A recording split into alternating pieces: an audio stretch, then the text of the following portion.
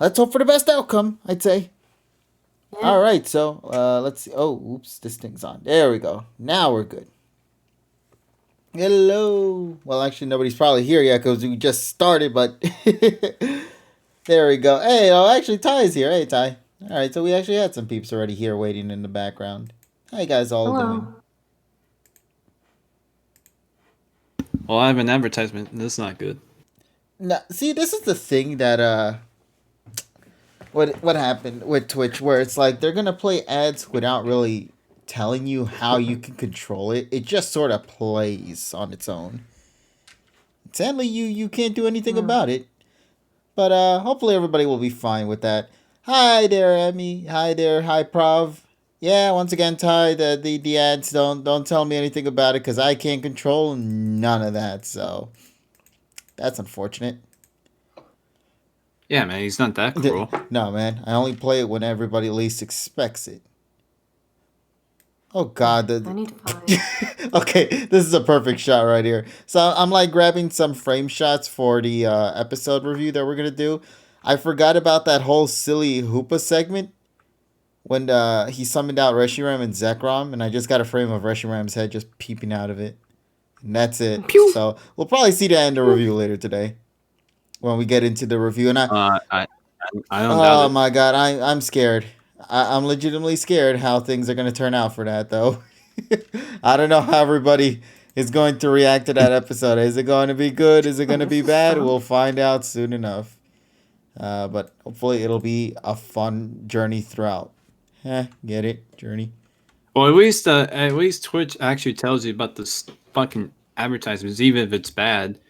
But at the very least, they're not doing the whole YouTube thing. I don't know if you saw, but you know, like you can only get advertisements on your videos or whatever if you're like part of the monetization program. Yeah.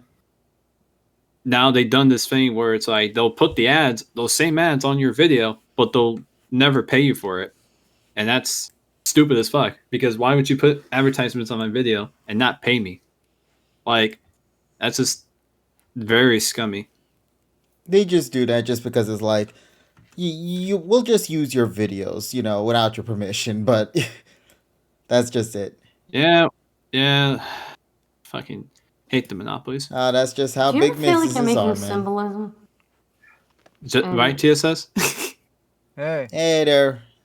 you doing? All good here Do you on ever our feel like end. you're reaching? I just to make sure I put that out there At before we least, actually at get least they started. could finally say that Twitch has come with the times where they have the freaking chat history on the stream. Wait, they do now? Where if you, yes, because I just came in and I see that there is timestamps populating. Oh shit, finally! So, How long did it take for them to yes, do this sort of thing? like fucking 4 years or whatever. God, Twitch, you're slow. You only have one platform-ish thing to do, and it's like the chat. And they finally got it right now, after all these years. Ty's asking, Polly, did you finish your assignment? No, actually. Yeah, come on, guys. Y'all know better than Oh, that. come on, Ellie. You had 24 hours, man. Yeah, but I was doing stuff. I'm So too busy today- screenshotting. So today, would like to talk about interesting things about gaming stuff because, as you know, Black Friday deals have been popping up for the last couple of weeks, and especially with random websites. Now I follow. Now I'm not going to say that I don't condone this, but I follow Cheap Ass Gamer on Twitter. Which, by the way, and they great usually username. Just want to say. Yes. So, and the thing is, they always post games on sale. That they either if the PS4 or sorry PS5 or the Xbox One X or any game goes on sale for any platform that's on that. So at about 3 o'clock Sunday morning, I get a notice that says it was like about 2:45 or whatever. It said that the Kingdom Hearts All-in-One collection on Best Buy was $20. And I was thinking to myself, wow, that's a great deal. Then I look at GameStop and they honored the same price, and I'm like, okay, I'm gonna go get this because, well, and then as I was ordering from GameStop, I was like, okay, I'm probably just gonna order this and I'm gonna pick it up at the store tomorrow. And I realized that wait, they have same day delivery. So I said, okay, same day delivery, cool. Got a few games. I got like MLB The Show 20, which I can't play on my modded PS4 because the firmware is too low. And also Digimon World Next Order used. So then I get a message at like 10 o'clock in the morning, and they said, okay, your package has been dispatched, right? The package has been placed for order. And then they told me who's delivering it, and it was DoorDash. I'm like, what? DoorDash delivers games now? And apparently they do, because now Game they charge Dash, motherfucker. $9.99 delivery from GameStop, and they actually use like DoorDash for delivery service. So I ordered those games at 3:18 in the morning on a Sunday, and I got it at 12:15 p.m. Which is fucking crazy if you think about it. You think that other like courier services, most of them don't even work on a Sunday. I mean, even if you did it Amazon, you still have to have like a 2-day window to get it on a Sunday, even if you have Prime. But to have it like this, it's amazing. I think they did a great job. I think GameStop did a great decision on having courier delivery services like DoorDash deliver your thing. And the guy, and the funny thing is the guy just hands me the games and like a printed receipt that was from like a freaking printer. And it's like, here's your games. Oh, thank you very much. Have a great day. Sadly, no meal, but at least you got your games. Here's a piece of paper. Here's a piece of paper. So Yeah. you got your. So I'm gonna say you got your games in 9 hours. Yes, what- less than that's like crazy. 9 hours after I ordered. And it's really crazy because they were still, you could have like ordered up until I think 10 o'clock in the morning, and it would still arrive the same day regardless. Damn. I know, isn't that crazy? It's quite amazing how GameStop's strategy has changed. I said smart of them too.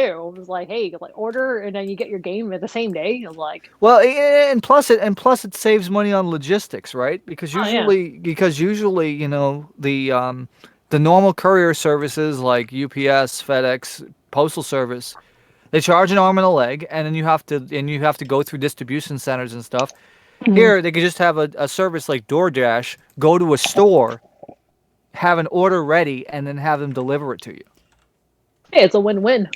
I just find it more Exactly. hilarious that it's like they're just using that sort of service for games now. And first of all, in this pandemic that we are in right now, obviously these kind of decisions really do make things better. But I don't know. There's Gotta still make the best- something I mean, just hey, man. hilarious about the concept of a DoorDash just being the thing that they use. I mean, you gotta make the best of it. no? Exactly, and I think GameStop clearly understands that logic there. But still, I'm still gonna chuckle at Wait, it. say that sentence Huh? again. Say that sentence again. No. Say that sentence you just said again. What, GameStop had gotten their shit together or something like that? No, ladies and gentlemen, the reason why I'm asking you to repeat that because you'll never hear that as often on this stream or ever. Just so we're clear here, 2020 is a weird year, man. Yeah, GameStop did something good for once. Yeah, like what the fuck is this? Yeah, man. Like, well, we'll see what happens because Well, and also it's still on sale. So if you haven't, if you don't even have this collection, you should for $20 to get like all of these games. It's a no-brainer. yeah, I purchased it and I don't even have the console to play it. Hey, listen, man, it's cheap. No. Yeah. Maybe at some Not point in a- the future, I'll not a probably get the surprise. console. I sadly did not get me the PS5 decoration anyway, so hope Like, apparently, it's everywhere. You don't need to, anyways. give it to me, KG. You don't need it. You're right. I don't need it. No. But He's I at least want to right. have it He for doesn't bragging need it. purposes. Be like, yeah, I ain't dabbled in Kingdom Hearts. I have the complete And collection. also to consider, okay, the complete pack released what 7 months ago for $40 and now it's 20. If you think about the depreciation that happened on Kingdom Hearts 3 in about a year and a half, it went down from $60 to $10. Yeah. That's a Yeah. steep. That's That's a steep degradation, devaluation. super quick. Now, while these guys over Exactly. here spent like $20 on like 6 games, I would say, because it's Kingdom Hearts, Kingdom Yes. Hearts 2. What else was there? Chain of Memories. There was cutscenes from 365 Recode. over Well, 2 days. I cutscenes from- believe Dream It's over Drop 10 Distance. games. Then there is 3, of course, and the 0 or 2.8, whatever it is. Yeah, 2.8. What is it? It's like the prequel. Yeah, it's a prequel to 3, but the essentially. sequel to 2. Yeah, Okay. yeah. Yeah. It's 10 games in total. It's 10 games. Yeah, in total. so for I- $20, that's great. I don't know. Now, see, for me, when I realized that I spent $20 instead on a acrylic stand, it makes me kind of question which purchase was more valuable here in the long run. Well, for you, no, I mean, you indulge in that shit way more though. Yeah. That's Mhm. I've already seen enough Also, Kingdom as- Hearts that I don't need to play it no more. Or at all. Also as we go through the first several months of this launch, you're gonna see people selling and hawking off their PS4s in massive number. Well, not massive numbers, but you're gonna see the valuation come down. Like you can probably get like even an original PS4 now for $100 or $120, and that's working. I mean, you probably have to clean it up, but you'll probably be able to find it. I think they were already talking about the PS5. They're not going to have restock really come in for it until I think April was the month I was hearing. Jeez. So yeah, No, they realistically should not have put it out this holiday season, because even if you got holiday sales, it doesn't matter because you don't have stock. Yeah, you don't have to play with. You don't have enough stock. I mean, it's just about. I mean, think about it this way: it's just as bad as the Zen 3 launch for AMD. It's so bad, I don't even know what the hell you just said. The processors, the AMD processors, because think about it this way: there are people right now that placed an order for a CPU, and they're not going to be able to get it until fucking March. Yeah. They're on a fucking wait list that's like tens of thousands of people long. The problem is they essentially put out they were like, I wanted to come out on this date, but it don't really matter because if anything, this is like a soft launch, and the real launch is when they get the restock in March. And I'm sitting there like, well, then why didn't you just wait until March? But it could be an investor thing. It could be I'll tell you what it is. It's gridlock at TSMC, the silicon manufacturer. Because remember, TSMC is one of the groups, one of the factory groups that build the silicon for these chips, right? The PS5 and the Xbox One Series S and X are using Zen 2 based APUs. Okay, the manufacturer for those, TSMC. AMD Zen 3 processors, TSMC. Apple and TSMC. So that's why, and there's huge backup in terms of manufacturing because of all the the Backstreet Boys shit. But it's because they don't have enough silicon and they don't have enough working time. That's why TSMC is probably going to be building other factories because they have to meet the demand. There's a lot of demand right now, not just by AMD, but by other companies as well. And it makes sense. I mean, I understand it. Also, I saw a couple of people in the chat mention that they were going to wait until spring to get a PS5. I wouldn't even get it. I wouldn't get it then because I would say next holiday season or PC. I mean, I'm gonna wait next holiday season. Well, my main thing is that every game currently, except for I think Demon's Souls is the only. That's a remake. Let's just put that into. Yeah, I was gonna say Demon's Souls already came out. That's the only new content that you can only get on PlayStation 5. If you want Miles Morales, you can buy that on PlayStation 4. Which is so dumb that they heavily push it as a PS5 exclusive thing, and they're like, nah, we're gonna do like what. Well, you know why they do that? Because they locked the Spider-Man PS4 original game as remaster behind Miles Morales. Like the only way you can play the PS5 version of that PS4 game is if you buy the $70 bundle that includes Miles Morales and the remaster of the original game. Hell no. That's so stupid. Well, I get it. It's business. Oh, how do I sell the PS5 version of a game? I'll lock another game in front of it. Because that version was butchered by Dr. Nickel and Dr. Don. You've been promoting since the beginning of the year. Actually, no, that's from Zero Punctuation, by the way. He, because I remember when Spider-Man came out, the Sony one for the PS4, he goes, there's the regular version, and then there's the deluxe version, or should I say the untouched version, the one that wasn't the one that wasn't slapped on the surgery table by Dr. Nickel and Dr. Dunn. I think isn't that the deluxe edition that includes the DLC? Yeah, it has all the DLC. It is like so in other words, they ripped all the game out of it and then said, here you go, you can buy that for the regular price. That's your damn price. Yeah, I'm not surprised. Yeah, I think it's too soon for the PS5 right now. I've always waited. That and you literally can't get it right now. That's the other problem. Well, yeah, out of stock. There's barely any games. The only games you're getting are games that came from other generations of consoles. Well, no. And just to talk about Xbox real quick, there was no new game that came out on Xbox. None. That console launched with no new game because every other game that came out on it was either had an Xbox One version, a PlayStation 4 version, or a PC version. And so I'm sitting congratulations on your vape machine. Well, that, and I'm like,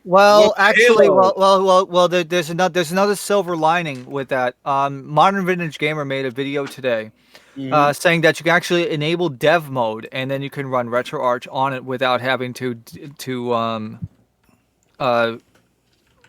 break any security measures. That's such a small price, though. Like, I want to spend $500 to do that when I can do that on.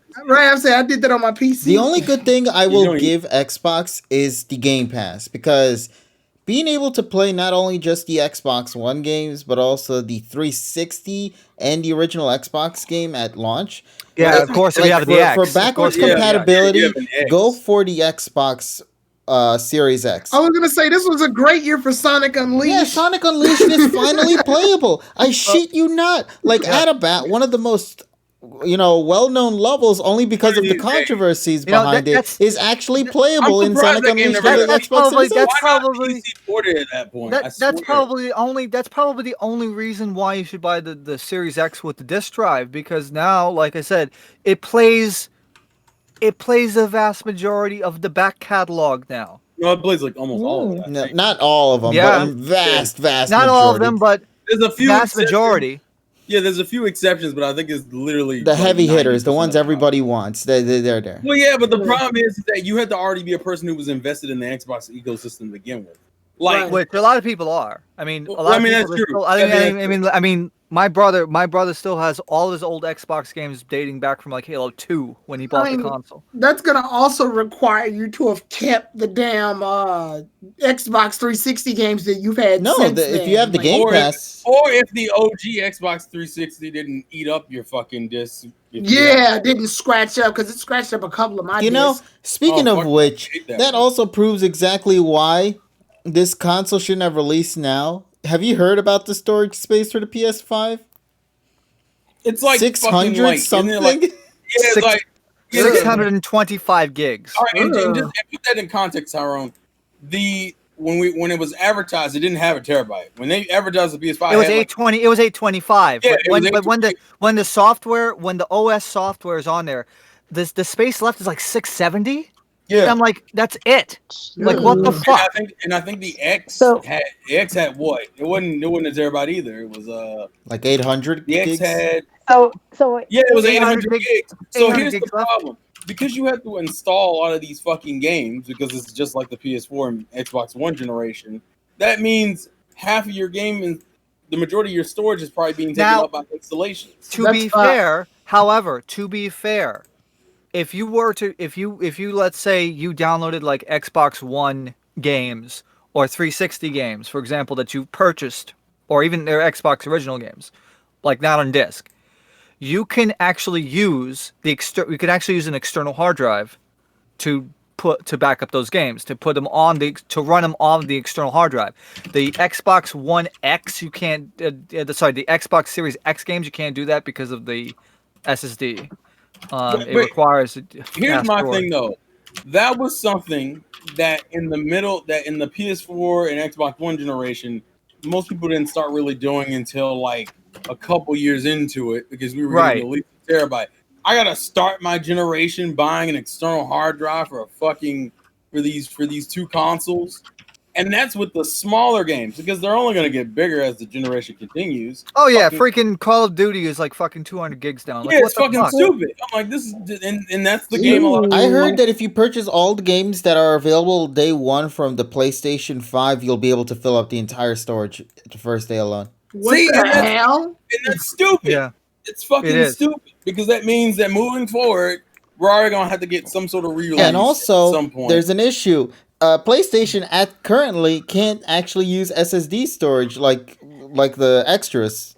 Yeah. Well, the PCI the M.2 slot is actually disabled, and if you try to put any drive in there, even PCIe 4 M.2 drives, the console will not boot. Okay, here's my question: is that just them needing to send out an update to enable it, or what? It's an update. They will have to they'll have to enable an update, but you have to have fast storage, because you need to have, I believe, PCIe 4 SSD storage, not PCIe 3. Yeah, because they have to certify it. They would have a list of compatible drives. Yeah. I mean to be fair, at least it's not that difficult to add storage, because all you have to do is just take off the top cover. But you shouldn't have to do that.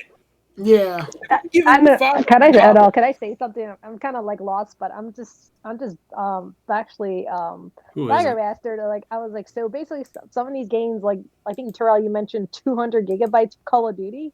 Yeah, that's for real. That takes. That's legitimate. Yeah, we've become to the point where technology has really used up a lot of space. That's the game. Yeah, that's the game, and all the blame texture assets. But see, and that's the thing, because you're going into high-end gaming, so everyone wants their 4K. So that means you have to have 4K assets, and that means that you now have humongous files. You have to download those files onto your system for them to play properly. Ray tracing doesn't take space, because ray tracing is done on a hardware level. Yeah, I know ray tracing. We're talking about texture mapping, like textures, but 4K res textures. I think the core problem I have is that, okay, you walk into a store, here's a PlayStation 5, here's an Xbox Series X. How much are they, person at the store? It's $500. All right, cool. Fuck. All right, and it comes probably with one controller or some shit. You go home. Oh wow, I can download stuff from my previous Xbox systems, and I think for PlayStation it's just PlayStation 4. And I'm like, cool. You look at your storage and go, well, fuck, I can't download any more games. So what do I do? Well, PlayStation hasn't released the update yet, so you can't. Also, the dashboard is kind of like unstable right now. On what? On PS5. So wait, what's wrong with it? Crashes. Yeah. Games crashing. Mm-hmm. This is what I'm talking about. Is that surprising anyone? I'm not surprised. I've never been surprised. I'm not saying good. I'm saying is you can't charge me $500 and then make the console hard as fuck to get. But let's say I'm one of the lucky ones to get the console. I still gotta deal with a bunch of fucking launch issues. Also shit like coil wine, which is kind of annoying. This is why I never buy it when it first comes out. I've always been like that. I've stood that principle because shit like this happens go ahead, every time. Go ahead, Nessa. I'm the same way too, but I'm flabbergasted. So basically, on purpose, like they like making these 200 gigs over games. And then I was like, and of course they probably want to make more money. He's like, all right, it's time to buy some extra storage. So like their little gimmick. Well, I don't even benefit from it though, honestly. I don't really think that's it. The problem is the industry is pushing towards the overly realistic, and it's being pushed towards the medium, which is why 4K is such a huge thing. And eventually it'll turn into 8K. But right now, I think 4K is 8K textures. 4K, I'm not ready for that shit. The problem is you have a bunch of different fucking companies trying to keep up with that current industry-leading format. But that means that you have to make bigger games. You have to make games with higher quality assets. So games in general will just get bigger. It's not specifically Call of Duty. And the other problem is gigabyte per gigabyte. These M.2 SSDs cost way more than spinning hard drives. Wait, why? Oh damn! Okay. Let's take for example. Okay, I'll actually like freaking look at it right now. Let's see. A 2 terabyte SSD NVMe SSD, right? So a 2 terabyte NVMe SSD right now on Amazon, like an Evo, like a 970 Evo Plus, which is not even PCIe 4. That's $250. For $250, if you were to get like a 3.5-inch hard drive, you would probably get like a 10 terabyte. So we're talking about the access speed versus the storage, the storage space. Now I believe, if I remember correctly, PS5 will not allow PS5 games to be put on an external hard drive if you were to connect with USB, because the bus is too slow. The USB 3 is too slow for those games. So it's kind of stupid. So you're kind of deadlocked. It feels like you're deadlocked, because now you're gonna have to pay an even higher premium. You can't just use a NVMe PCIe 3. You have to get PCIe 4, which is even more expensive. Probably maybe 30 or 40% more expensive than the freaking PCI Express 3 ones. And just to put that in context, to make maybe a simpler example for those who may not understand that. Yes. It's like saying how on current computers and laptops you have USB normal, then you have USB 3.0, which are usually the ones that are like the blue highlighted USB ports. Yes. Where you can get faster transfer speeds of data on the blue ones versus the normal black USB ones. Ports. Yeah, the normal black USB 2 black ones. Yeah, it's the same premise, but with solid state drives. It's different speeds. Yeah, different speeds. How fast data can transfer from the hard drive or the solid state drive to the console, which then needs to be processed to the game. Rob Zoe, to answer that question, the answer is no, because those use flash storage, which is completely separate, completely different than NVMe. Flash storage is slower than NVMe storage. Part of the core of the issue, realistically, and it's going to be an issue moving There's no forward. speed difference between, and realistically, there's no speed difference between the flash storage in the Nintendo Switch cartridges and to get on SSD. I'm sorry, on the SD cards. Right. There's realistically not much of a difference. You can run it off of either way, and it will be fine. Yeah, but the main issue is that the industry, unfortunately, wants to push towards this movie-style realism. Cinematics, yeah. Yeah, and because of that, instant gratification. You have to constantly keep pushing the graphical boundary. About the graphics. That's how it's bad. Graphics and loading performance. I remember there was a video that did that. I mean, that's true, but the problem is you have to have a system that can handle that kind of quality graphics on a consistent basis, which means you have to make a bunch of fucking concessions that used to be the console manufacturer would eat the cost. Now, essentially, they just push the cost onto the consumer. That's the short of it all. There were always because hell, even the GameCube was ahead of its time in terms of graphical. Hell, the PS3 was ahead of its time. But like the console manufacturer took a lot of those costs. Like they were the ones who were had to pay for it. Now, as time has moved forward, they've essentially said, "No, you're the consumer. You're going to pay for it." That's the short version. That like now we're paying for the things that we didn't. Also, to key off of what Lightning says, the thing also is Switch games are must take up much less space than PS5 and Xbox Series X games. They're also, of course they do. Yeah, but you're dealing with a less powerful console. Yeah, exactly. And Nintendo's gone that route since the fucking Wii. The Wii is when they really that's correct. Because the GameCube was not. The GameCube was the fastest console in the 6th generation. Yeah, but it just had the media format. Yeah, look at those small discs right there. Those small ass discs. Because everybody went with DVDs, that's why the PlayStation. Yeah, it's a lot easier. Xbox, yeah. Oh, yeah, and the Xbox too. They ended up. Most developers ended up going that route. Also, because the small disc couldn't hold as much. And sadly, Nintendo Mhm. kept on that streak of really making dumb decisions because when they went to the Wii, technically it wasn't even that much of a power gate to say the GameCube. It stayed around the Mhm. same. It was just Yeah. it was just an overclocked. It was an overclocked. Yeah, that's what it GameCube, is. and that Just was it. different Yeah. design. But I wouldn't call it a dumb decision considering how much money they made off of that console. Well, because they did. Nintendo, They because did the at the end gimmick. of the day, they know Nintendo knows that like the tech stuff is nice, but they also want to make sure they have some like fun IPs and the fact that they want to make people have make sure people have fun. They wanted everybody to have that console, and the thing was, Yeah. it was at the right time, the right price at the right And the time. right gimmick. I mean, yeah, you gotta look at the competition. Like Yep. the PlayStation nailed 3. it. Think about it. The PlayStation 3's launch price was like $600.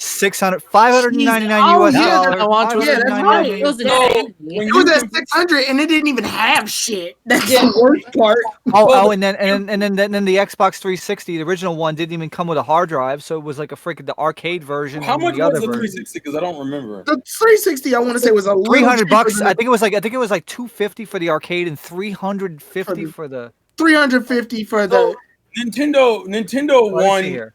Remember, because the Xbox 360 came out a year before the PS3 and the Wii. Yes. Did.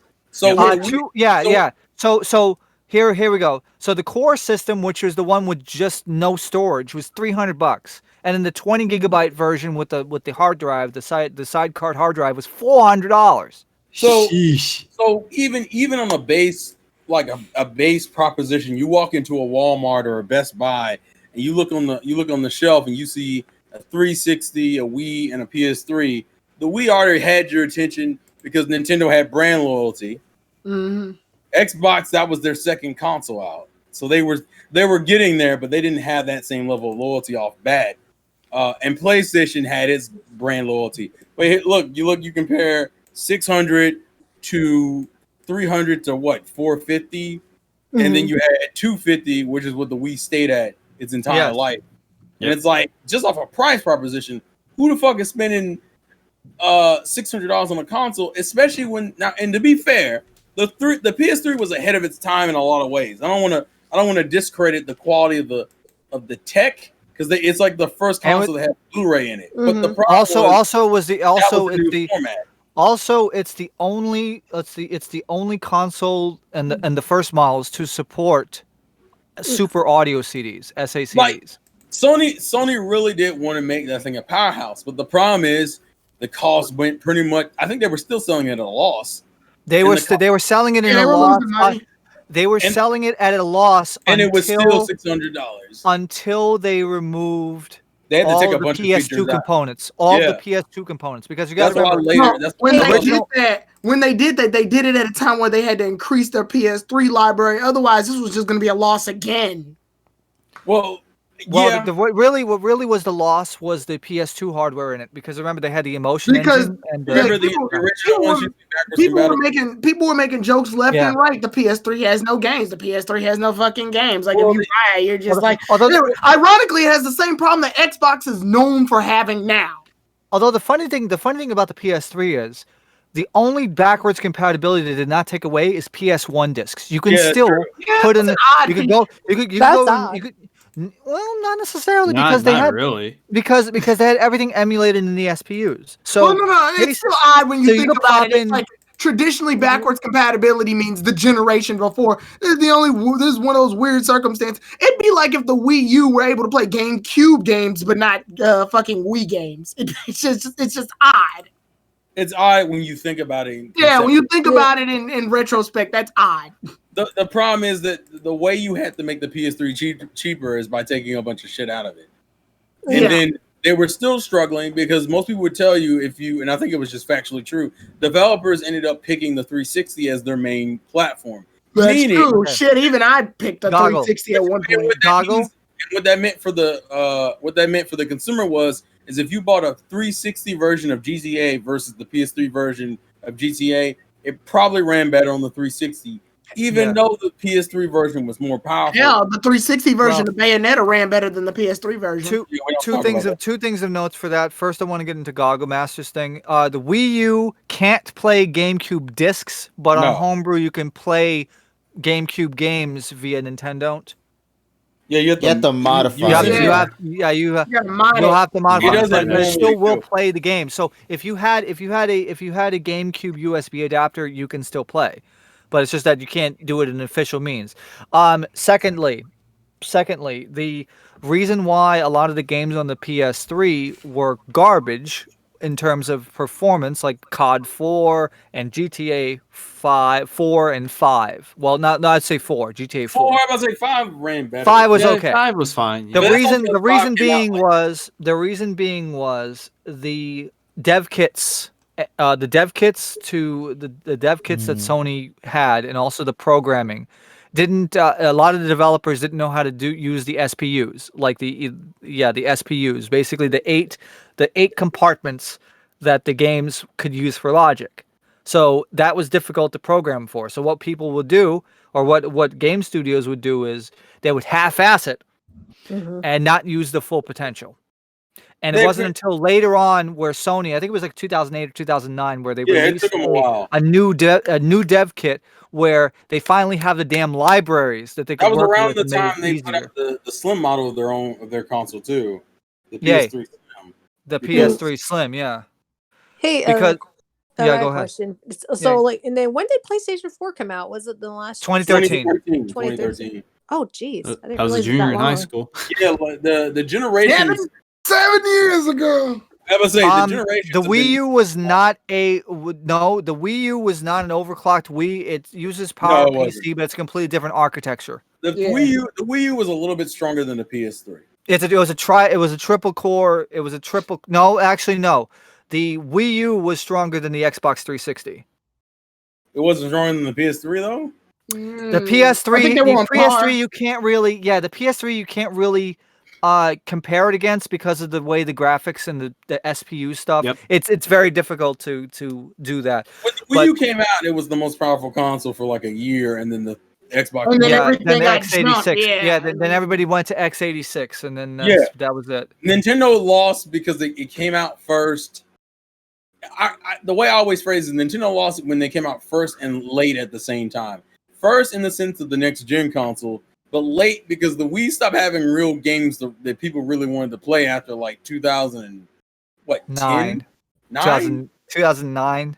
I mean, you still got things like Metroid and Zelda, but it was only like Yeah, one. probably. Yeah, The but I problem would was say, that yeah, Nintendo would go through gaps where you wouldn't have anything to play right. during the last couple years. And then you look at the 360, that wasn't putting out nothing new in its last couple of years. Xbox essentially had devolved into third-party games, and if you bought those games on PS3, then guess what? You had nothing new. Fucking even, I think it was like after 2000 and I want to say, no, it was a little bit later, maybe 2011. After 2011, Xbox didn't have anything new, and you had another 2 years before Xbox One came out, which had its whole TV bullshit. That The Microsoft window thing. Mm-hmm. The Oh, glass, the you're plate talking about glass Kinect. or some bullshit. Yeah. Oh, Kinect. Yeah, Xbox Kinect was a whole problem. Oh, Yeah, the that Kinect, I hated that. Jeez. Well, because at some point, I can't remember exactly when it was, but it was one of the E3s where, literally Sony and Microsoft were really caught up in like features rather than games. Well, remember when the Wii came out and it started making its money, the amount of money that it did, Xbox and PlayStation definitely wanted to emulate it. PlayStation had the Move and Xbox had the Kinect. The difference is that Xbox pretty much went full Kinect crazy for its last couple. Remember that when shit he was tried to stupid. push that for the Xbox One X? Well, that's the original Xbox One. No, the original Xbox Yeah, One. the original. Yeah. One. Guys, come on. Yeah. They fucked themselves. PlayStation had Move, but didn't like make the Force whole, it on you. Yeah, they didn't turn their whole brand into the Move.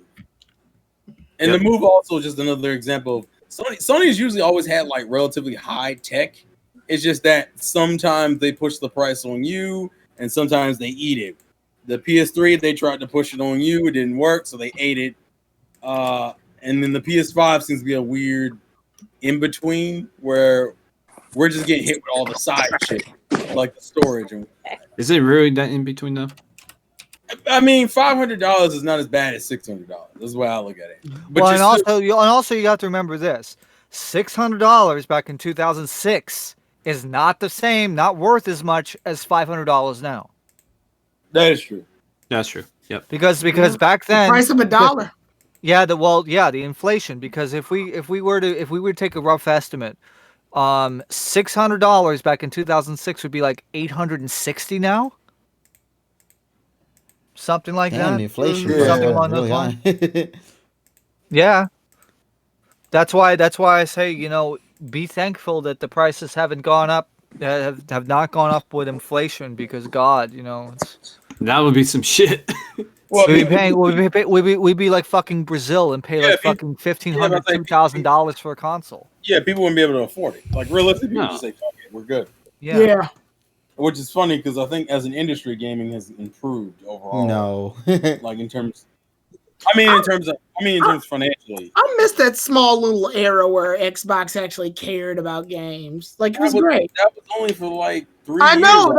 I said that small little era. I was a part of it. I had a 360. now. It was actually a good year to have a Xbox 360. To be fair now. Let me ask you a quick question before TSS goes into Sure. it.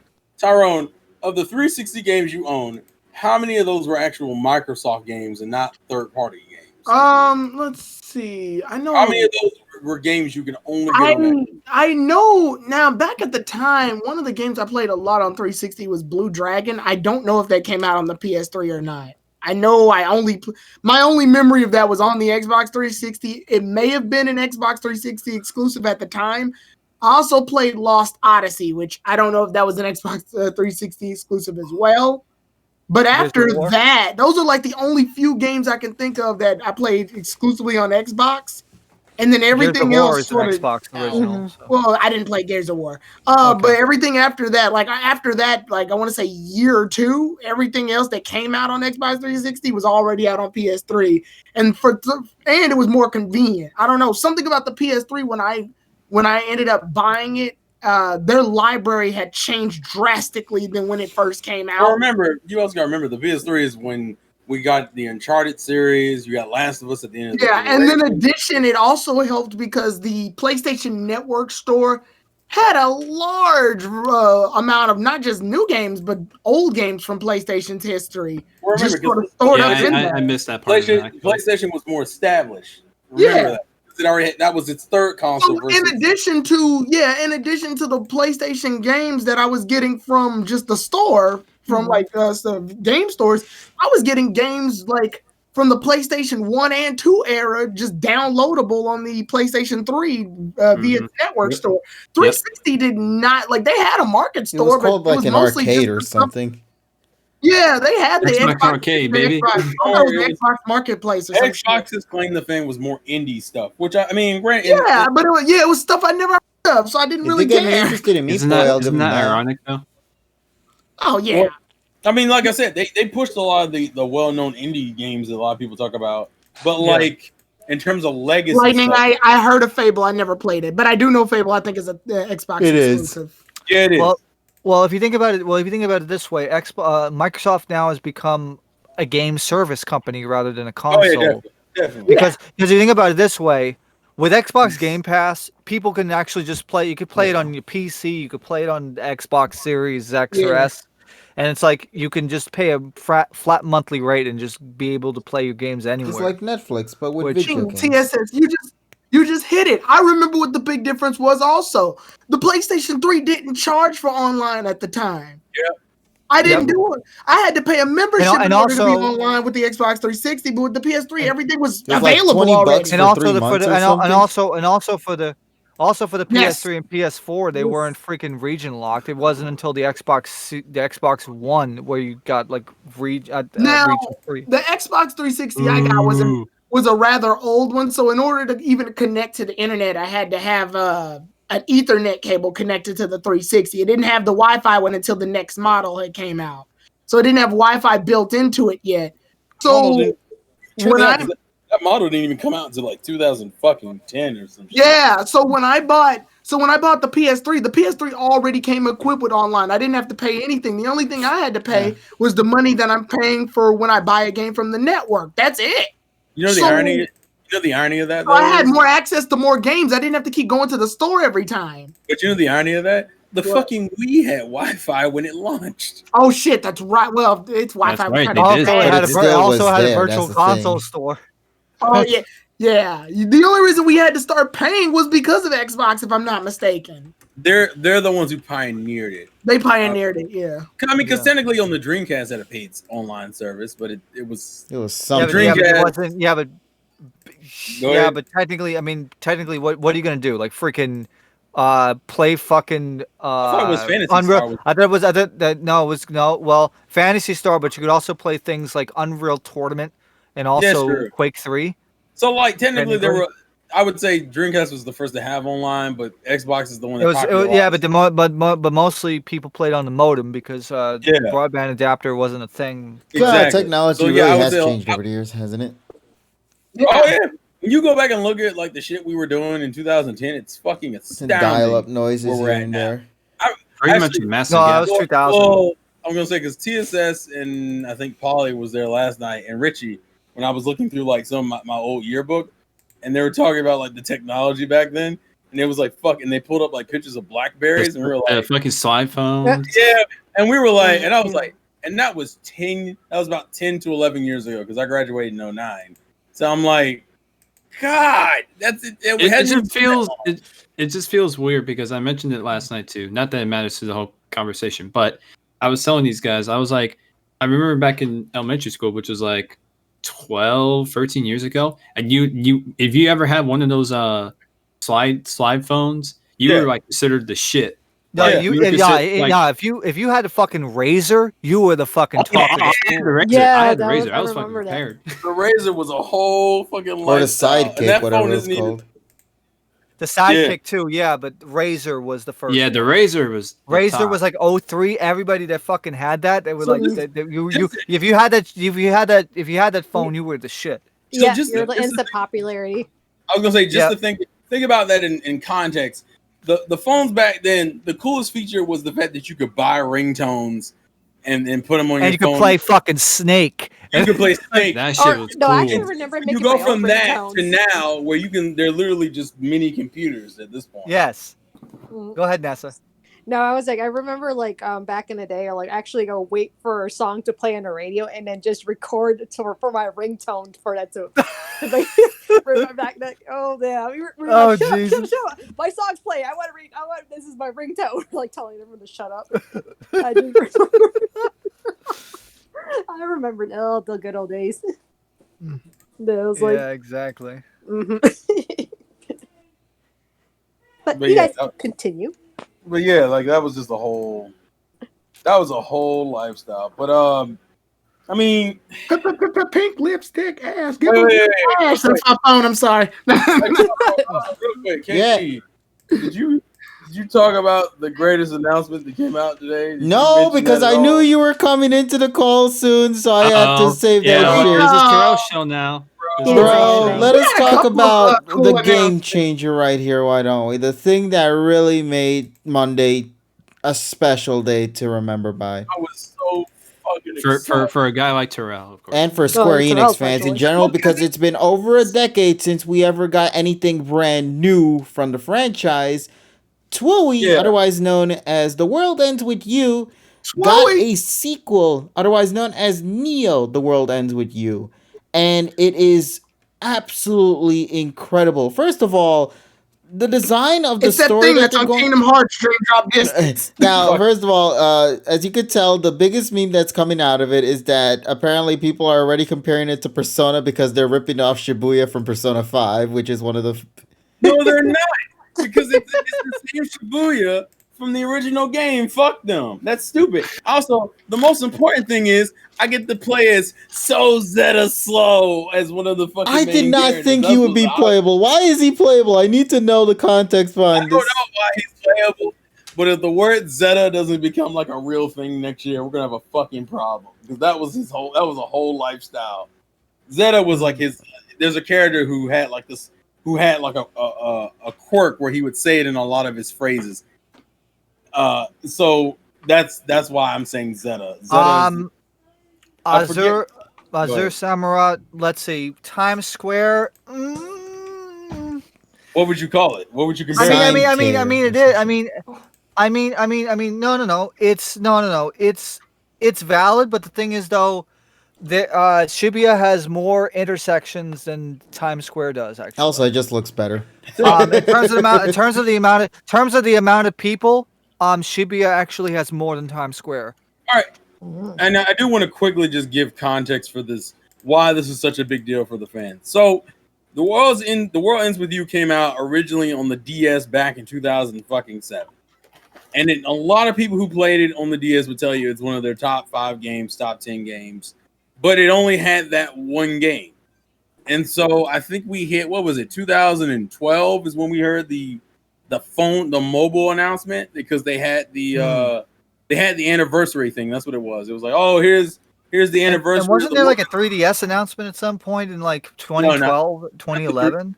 3DS? No, not 3DS. You're thinking, you might be thinking of the Switch port that got announced. What was that, last year? I think it was last year. They announced the Switch port, and we were like, Right. I wonder if it's going to lead into anything. And then I think it was earlier this year we got the anime announcement for the first game, and then boom, here's our sequel. And also, did you see the new trailer today as well for the anime? What do you mean?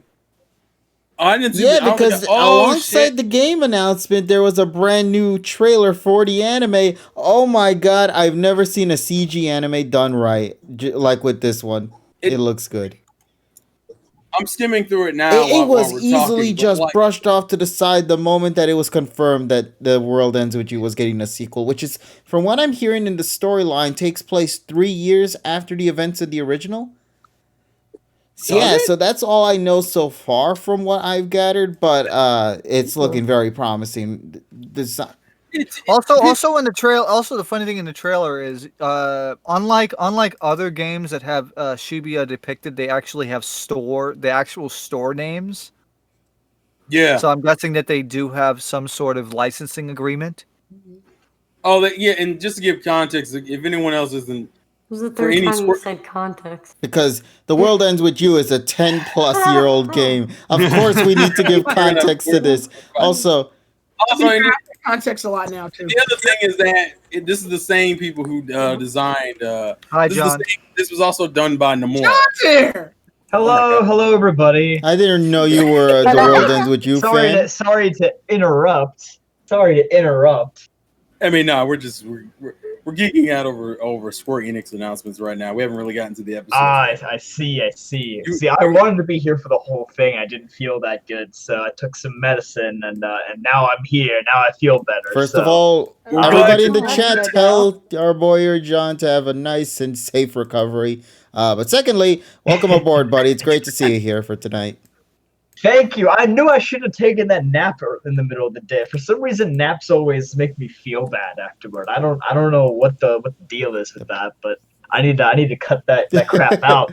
And also, I finished my semester last week, so hopefully I'll be here for the next month or two at the very least. Let's go. Out here making go ahead, continue. I did not mean to interrupt the entire flow of conversation. It's fine. The only thing I was going to get into next is that we probably got to talk about the game, how the game is different from its predecessor. Incredibly different at that. Help me out, because I've always been interested in The World Ends With You. It's just one of those games that slipped under my library of games to play. Right. It's an RPG and a rhythm game, right? It's not a rhythm game.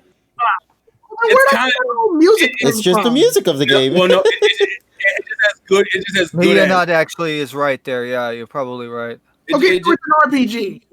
It's an RPG, but it's not a traditional RPG. Yeah, what's the gimmick? I think is what I should probably. I guess. Okay, touch controls. It's one of those games. Ah, there we go. When the original game launched, and then like the Switch port came out 2 years ago, the biggest problem with the Switch port isn't that the game is bad. It's just that the game was very much designed with a DS or in mind. touch screen. So to be fair, since the Switch has a touch screen, it still kind of works. It pretty much plays like the phone version of it. But it's The World Ends With You's main draw is, I would ironically say, is a mixture. It's more of the story for some people than the game. the game is still fun. It's the premise is simple. You're playing a character who died, and you're trying to beat the Reaper's game, which is essentially doing these tasks that are assigned to you within a certain time limit. And if you can do them, you can make it to the next day. If you don't, and there's a clock in your hand, if it runs out, it kills you. Like Also, the mobile version. Oh, sorry, go ahead.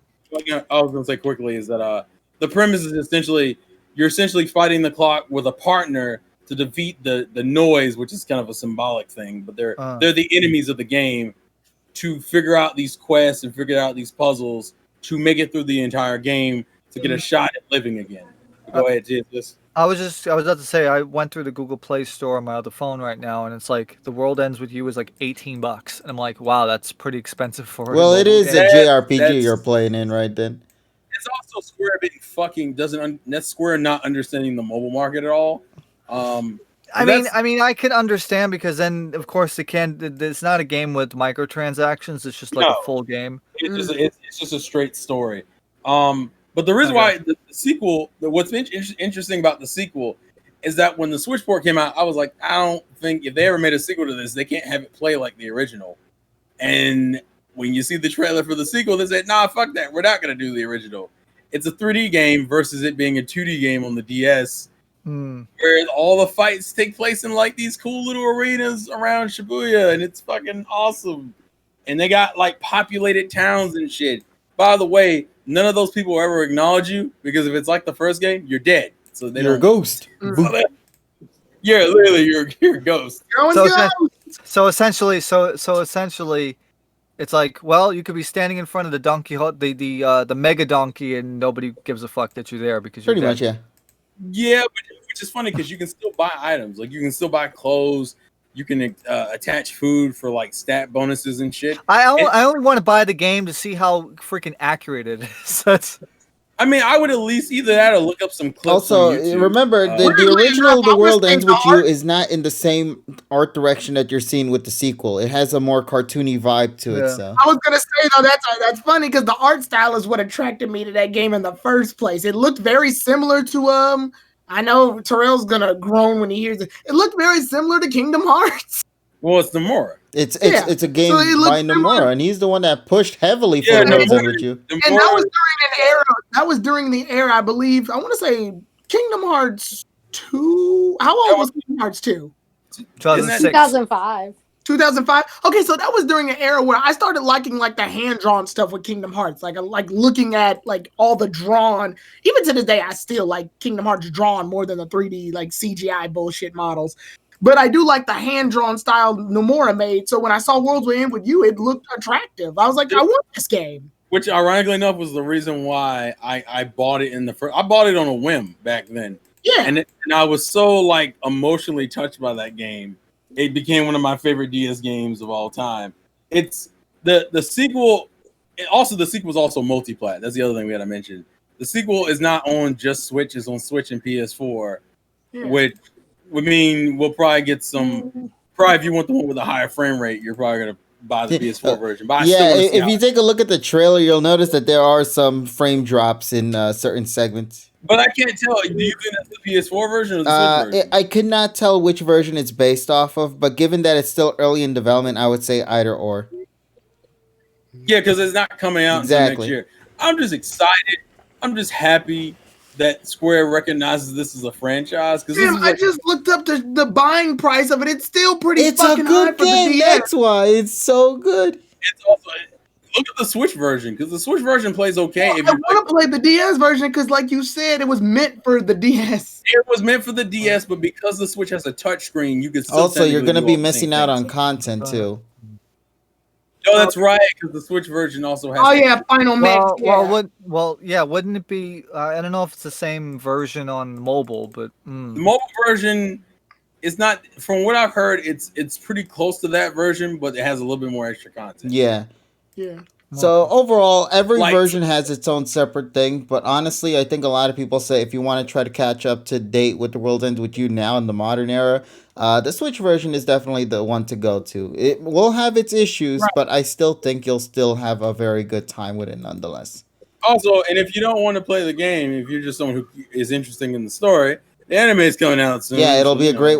Which, by the way, once Yeah. again, watch the trailer for that anime. It actually looks absolutely sick. This shit looks lit, and the anime looks to be retelling. Also, the first game. they got Ali to do the opening, who is becoming super popular, by the way, within the anime industry for his songs, man. And I'm looking forward to that opening he got for this series. So fucking excited. The World Ends With You fans rejoice because we finally got some good food for once after 10 years of starving for shit. That's not remakes. Yeah, man. Go on, and you bring up a point. I am surprised there's no PS5. Well, that's because the PS5 is still too new. This probably was in development during the PS4 time. So that might be it. I guess. But, I mean, and also, would you want to release this on a console that's still, I wouldn't, but it's Square. No. Square also made fucking Final Fantasy 16 exclusive to PlayStation 5. Maybe they're trying to make sure that game's the first exclusive for PS5, so they're just gonna release everything else on PS4 in the meantime. I mean, I guess. But to be fair, Final Fantasy's always been kind of the showcase game for new consoles. Like that's what 7 was for the PlayStation 1. I mean, like that's how they handle it. Now, granted, whether or not it'd be good, that's something we'll have to wait and see, unfortunately, but. We don't have to wait that long. It's coming out next year. All we got to do is just survive the year, and we'll be fine. Yeah, they said like summer next year. So that was about 7 months.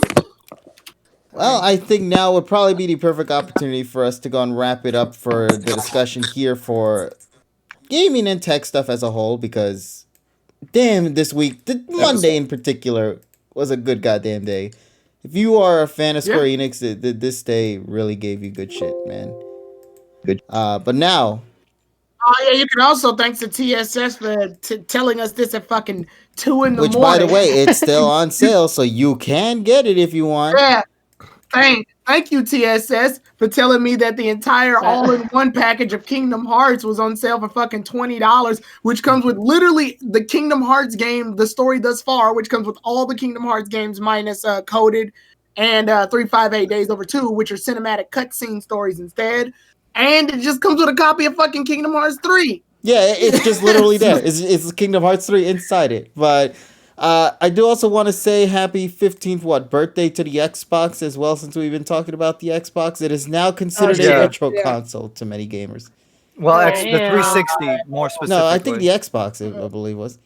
No, the original Xbox came out in 2001. Okay, I didn't have man. Okay, so yeah, so it was still new and innovative. And it still is something to marvel at. If you've had a 360, I'd still say you had a very good time with that. Look at all those scratch discs; they're fucking amazing. I was gonna say I got it as a Christmas gift, so I didn't buy it, but from the time that I got the 360, I had fun with it. I feel bad that I didn't buy the HD DVD the USB drive for HD DVD, because they were selling that they were fire selling that for $5 back in 2007 or 2008. when HD DVD when Blu-ray officially won. They were clearing out the HD DVD external drives for like $5. When Blu-ray was young. When Blu-ray and high definition was still but a new thing. And cost $8,000. There used to be a high definition DVD too. Yeah, that's the drive. That was the drive. HD DVD. My Xbox 360 was one of the earliest models, and it did not come with Wi-Fi. So you had to go out. Did you get the Red Ring of Death? Well, I definitely got the Red Ring of Death. Well, I got the Red Ring of Death too. Here's another question. That means that your console didn't come with an HDMI port either, right? No, it didn't. That's right. Mine didn't either. John, did you remember? I think you probably had. I don't know if you did it or not. You probably had Xenon or some shit. When I got it, I called Microsoft and they told you to mail it to them so they can mail you back basically another 360 with the same fucking hard drive in it. And then I was like, this doesn't look like the exact same Xbox. Hello. Right. And then all of a sudden in California, freaking train derails and $40 million worth of Xbox 360s get fucking damaged. You're welcome. Wait, what? You're welcome, guys. Yeah, I just remember telling them. I was like, they should tip the train. I was just like, the minute I told him, I was like, yeah, red rings show up on my Say No More, just mail it to us and we'll mail you back. And I was like, all right. Another one. Rip to the people that used fucking towels. Somebody says all 3 of my 360 got the bloody ring. Man, F in the chat for this man over here. I'm guessing the red ring was just like the equivalent of Joy-Con drift, where it's such a widespread problem with the company actually. No, but here's the thing though. The red ring meant that your freaking GPU was pretty much fucked. Yeah, at least with the Joy-Con, you can replace it. Play. Yeah, you can still play the game too. Who fucked my GPU? Yeah, at least the controllers are easily replaceable. You're talking about a fucking GPU on the main board getting fucked, and that's it. GPU pregnant. No, Damn. God. Yeah, the fact that everybody who had an Xbox 360 had that problem is kind of sad. Like, it's just Sad really boy sad. hours indeed. It was a tough time for all of us. Like that's if that were to happen in this era, that would be kind of inexcusable. No, then again, the PS3 had the fucking yellow light of death, which is another fucking GPU issue because fucking NVIDIA. That didn't happen to mine. That one wasn't as prevalent though. That's true. That didn't happen to mine. Also, just the sad part wasn't that it happened. The problem was that everyone still went and rebought 360s afterwards. That was the sad part. You got to do what you got to do to play video games. After a fucking 60% failure rate. That's Halo was a problem. People did not realize that maybe you shouldn't have to spend all this money just to get to play Halo. Hey, listen, man, Halo at the time was definitely worth it. Halo was good. Halo was good. I mean, I didn't have to pay any money. They just told me to send it back, and they fixed it. And by fix it, they mean just send you a new console and make it. Yeah, pretty much. And then marry the drive to it. I think the most hilarious thing is that when they sent back the Xbox, I don't know if this was the same thing for you, but for me, they gave me 1 month free of Xbox Live. They did that for me too. Yeah, they did. And I was like, oh yeah, finally, that makes up for me not having my Xbox for a month. Yeah, cool. They did that for me too. The problem was that I was in a room. One, I didn't have an Ethernet cable, and two, I was in a room where I couldn't have access to Ethernet hookup anyway, so I didn't even get the chance to enjoy it. I think even my 10-year-old self realized, like, oh, they're just trying to snooker me into buying Xbox later down the line. So I made it an effort to buy the PlayStation because their online was fucking free, and it was Wi-Fi, free Wi-Fi, free Wi-Fi, Wi-Fi. But yeah, I think, like KG said, I that's all I had to say about that part. There was an interesting, like, little fact that I had that I think TSS was probably going to be really interested in, but I don't think we have time for it anymore. Somebody said in the chat, what do you guys think about the Game Awards nomination announcement? Maybe next week we might do like a actual... Yeah, I think we're going to tackle that next week. But before we continue on into our review, one thing that somebody actually mentioned earlier ago, this is the first time when everybody in the goddamn banner is actually present. Of course, it had to be session 69. Nice, but it had to be that session number. 69 Lamau dollars. No. You have to say it 69 Lamau USD dollars. USD dollars. I need to know the full context of that eventually. But when is the Game Awards? Sometime in December. You guys are so dirty-minded. It's what we do best. I can't wait for them to reveal Pokemon Z this year. I've been waiting for so long. Anybody want to tell them the bad news or? We'll figure it out. Ladies and gentlemen, Johnny got delayed. Johnny got delayed. Oh no! I just remember we were watching like the Game Awards like years ago, like 2015 or something. It was like one Cranky of the first Kong. I things remember that. And like with every single game announcement that came up, we were like Pokemon Z. Which of course never happened, but oh well. It'll happen one day, just not today. For sure. Nah, too bad. We didn't have the freaking the Persona stuff like before then. And imagine with the Joker announcement, that would have been great to do. Oh my god. The freaking. Well, if people don't know, people that don't know when Terrell's playing Persona 4 Golden, and whenever the Persona link ranks up, I usually make like a random noise or whatever the fuck it is. We're not gonna spoil it here. You guys gotta watch the playthrough to get the full experience. You go on Terrell's channel and watch. Go watch it from there. We're not telling you shit. Also watch the continued saga of KG missing his favorite animal. It's not my fault, man. Yes, it things like is. and Yes, it things is. like KG not knowing how to read and Terrell not and Terrell's freaking brain randomly having a spasm while reading. Listen, we don't have to talk about The all my powers of problems with Persona streaming. really makes us dumber every session. Hey, I have. Yeah, We have can talk me. about that on his. Yeah, we have me, right? We have me to talk about all my problems on stream. We vent It's all there. good. It's all good. It's Oh, all in good God. fun though. It's all right. It's all good. It's all good in the neighborhood. All right, then everybody. So tonight, We're not. This is not fucking. This is not fucking Applebee's. Like, what the fuck's wrong if with only you? Kid you can stop Mr. the Fox. Don't worry, I will eventually find a solution to that. But until that day comes, though, we have to take this opportunity Let's go. now. Given that everyone is here, and given that everyone is indeed here, it's going to be a very beefy review. So we're going to try our best to make sure we can get everyone's message across for tonight's review of PM Yeah, someone's gotta eat. 2019. This one, of course, being a episode / special to me, because even in the Hey, Mewtwo, credits I for got- this episode, they stated that Mewtwo's VA was actually a special guest save for this one, as pointed out by TSS Yeah. during the reaction I did for it. So this episode, of course, focusing on the return of Mewtwo. But before we actually get to the Mewtwo content, we have to go and focus on the first half of the episode that was getting these characters to said location. And then, of course, the Mewtwo fight happened in itself and all that jazz in between. So the episode came, the episode left. What do we think about it? I'm curious to hear what everybody has to say about this in the chat. Can I do a small? Can I act out a small scene of what I saw? All right, happen? Tyrone, if you want to start off real quick, then go on ahead, Are buddy. you sure it's small? So the fans were all like, "Oh, Mewtwo! It's the same Mewtwo from before. Oh, so many references, so many cutscenes, so many things from the past, so many movie stuff. It's the Mewtwo that we know and love."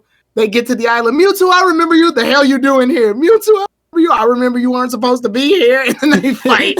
And then he gets blasted away back to his home. To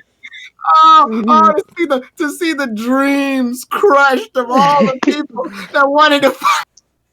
That wanted to see Mewtwo returns. God damn. Mewtwo returned for a brief appearance. Literally, Ash goes, "I remember you." Mewtwo's like, "The hell you doing here?" And then the fight just started. No, he didn't even say I remembered you. The closest thing he just said was Mewtwo, and that was it. That's it. Yeah, he kind of was like gazing at Mewtwo. He's like, Mewtwo. Hey, Mewtwo, fuck off. And then the fight starts.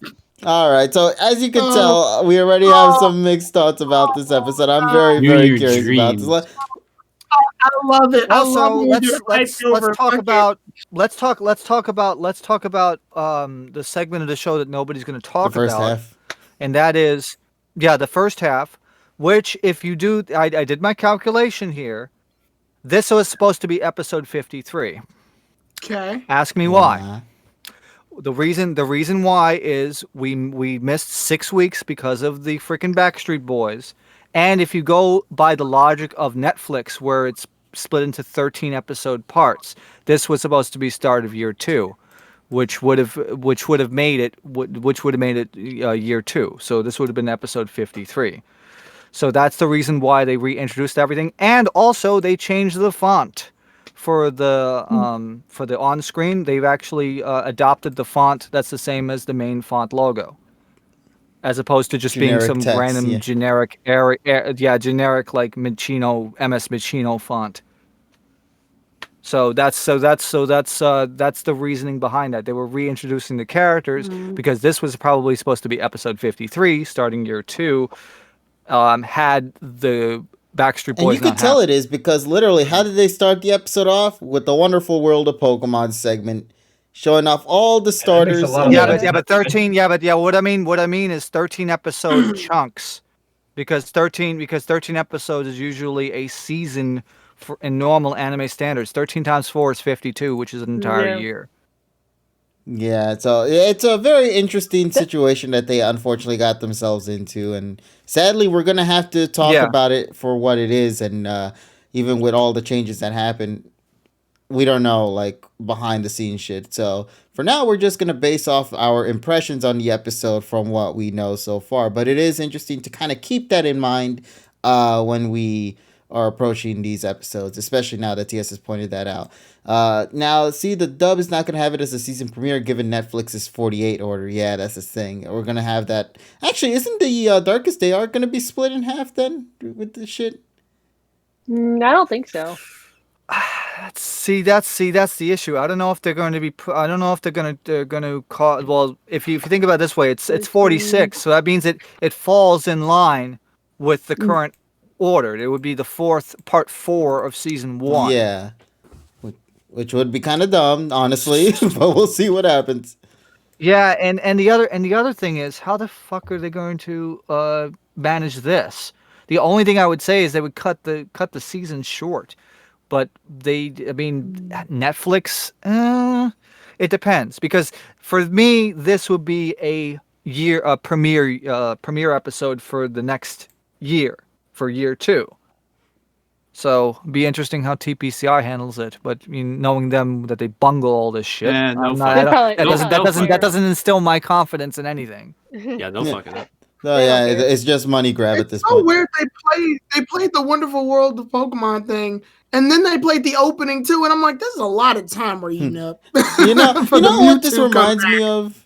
Last week's episode, if you would say at the start. Yep. Exactly. Yeah.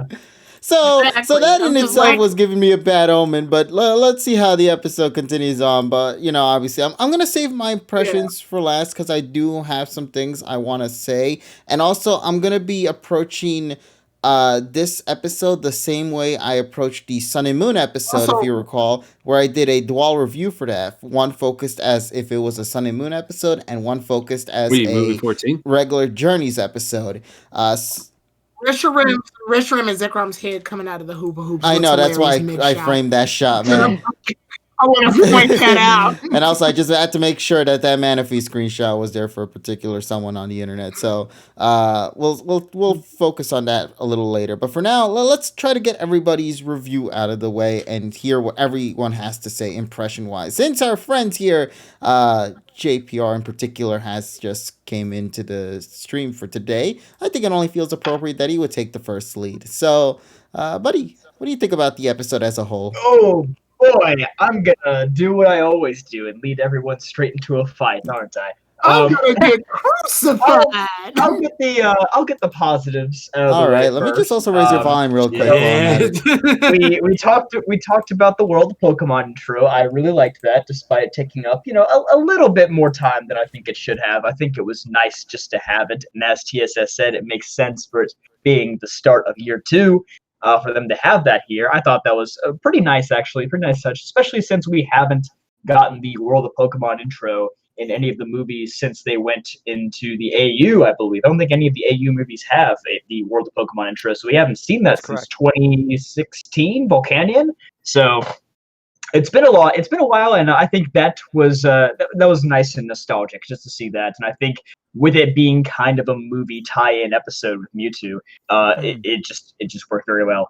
Also, movie 22 music was used here quite frequently, which I kind of expected that after what happened in the Alola episode where they used Miyazaki's music a lot. But still, I'm marking it as a positive because you can't have Mewtwo show up and not have Mewtwo's theme from the movie play. I mean, that's just illegal. Common sense right there. Yeah. That's what the other saying. That's illegal.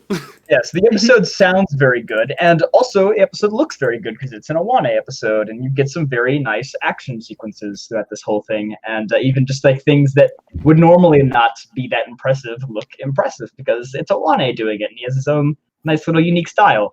I like the Pokken reference. I like when Mewtwo does like the huge Shadow Ball where he's like ready to completely destroy Action Go. Even though I'm not the biggest Pokken stan myself, as I'm sure a lot of people here know, I think the reference is pretty cool, especially considering that we don't get a lot of references to like the side Pokemon material in the anime a lot. Normally it's just like stuff from the main game. So like whenever we get something like isn't mainstream reference like Pokken, I'm just like, oh, that's cool. That kind of took me aback. John, your voice popped up in my head one time when I saw Mewtwo make the giant Shadow Ball. Was the episode that you showed up in Pokemon Blue where you busted into the commentary and said, I just want to say that Poken's some dick. It happened right there. It happened right there. It was hilarious. I guess I did say something like that, didn't I? All right. And I guess my last big positive. I like the scene where Mewtwo is kind of questioning their dream, specifically Go's, where Go is like, "Oh, I'm gonna catch every Pokemon and work my way up to Mew," and he's like, "How? How does that work exactly? How does catching this random Spearow over here help you get closer to Mew?" And he's like, "Oh, because I get to understand the Pokemon." But for us, it's like, okay, well, those Pokemon are out at the Sakuragi lab. They're not actually on your team. I mean, you might be interacting with them in off-screen land, but so I feel like that was actually a positive. I liked that he kind of questioned Go's dream, and maybe we'll see how that influences Go going forward, because Mewtwo is very closely related to Mew, and I like that the fact that Mewtwo would be the one to kind of influence Go more than anyone else, other than maybe Ash. All right, so negatives. Why did it matter that this was the original Mewtwo? It was so hyped up, and yes, it was cool. It was very cool to hear the original Mewtwo, and it just it seemed like outside of fan service. Shut up. I know Tyrone's got something to say already. Anybody hears a wild duck in the background just going crazy? Tyrone is Sesame Street count, by the way. John, I agree with you. That's why I'm laughing. Oh yeah. Well, all right. So let me finish up. So again, why did it matter? Because it was like, oh, he's here. It's so cool. It's the OG Mewtwo, but they didn't do anything with that. Like Ash is like, oh, Mewtwo, right? That's what he says. But it's like he could have been saying Mewtwo from the Black and White movie. Whoa, that's so cool. Like honestly, like this episode treated it like Mewtwo Returns basically never happened. Like, where were the clones? That's another negative. Where were the clones at? We had these other group of Pokemon here, but you didn't see the original clones. So it's like, where are the clones? Why doesn't Mewtwo acknowledge Ash? Because they were pretty tight at the end of Mewtwo Returns. And I think he actually recognized Ash in Mewtwo Returns, even though Ash didn't recognize Mewtwo because he had his memory wiped. But Ash didn't have his memory wiped at the end of Mewtwo Returns. So again, it just kind of feels like that. I put this on Twitter. I said it was very it's very shallow fan service. It's like, oh, here you go, it's Mewtwo. What are we gonna do with it? Absolutely nothing. And I think that is what made me more mad than anything about this episode, and what made it ultimately kind of underwhelming, in my opinion. I think that there were also some pacing issues in the first half. We already touched on the intro and how the intro took up a lot of time in this episode. I just want to point out, they could have easily solved every single problem they had in the first half of this episode had Ash just brought Dragonite to the island. Because, they need to fly over the marsh, just do that. I mean, they have Heracross and Dragonite, just do that. I don't understand why it's like, oh, we're going to go to this forbidden island, right, where people don't go, and there's a bunch of crazy wild Pokemon here. I'm only gonna bring Lucario. That's Ash's thought process. Oh, I'm only gonna bring Lucario. It's like, okay, I get it. Lucario just evolved, and we want to see more of Lucario because he's still, and technically he's a new character again since he evolved. But it's it's getting to the point where Ash only using Lucario is going from a minor annoyance to a bigger problem overall in the series, where it's why does he not bring Dragonite with him? Yep. Anyway. That's my overall gist. I may chime in a little later if someone brings in something. All right. But, I'll pass it I'll off go to the and next pass this one on to the girls then. So we'll begin with Polly real quick then, and then soon after we'll move to Nessa. And let's start with our friend Polly. What do you think about the episode overall? Curious to hear your take on this. Hello, everybody. Sorry, I don't know much about gaming, so I'm usually silent for the first hour. It's fine, don't worry.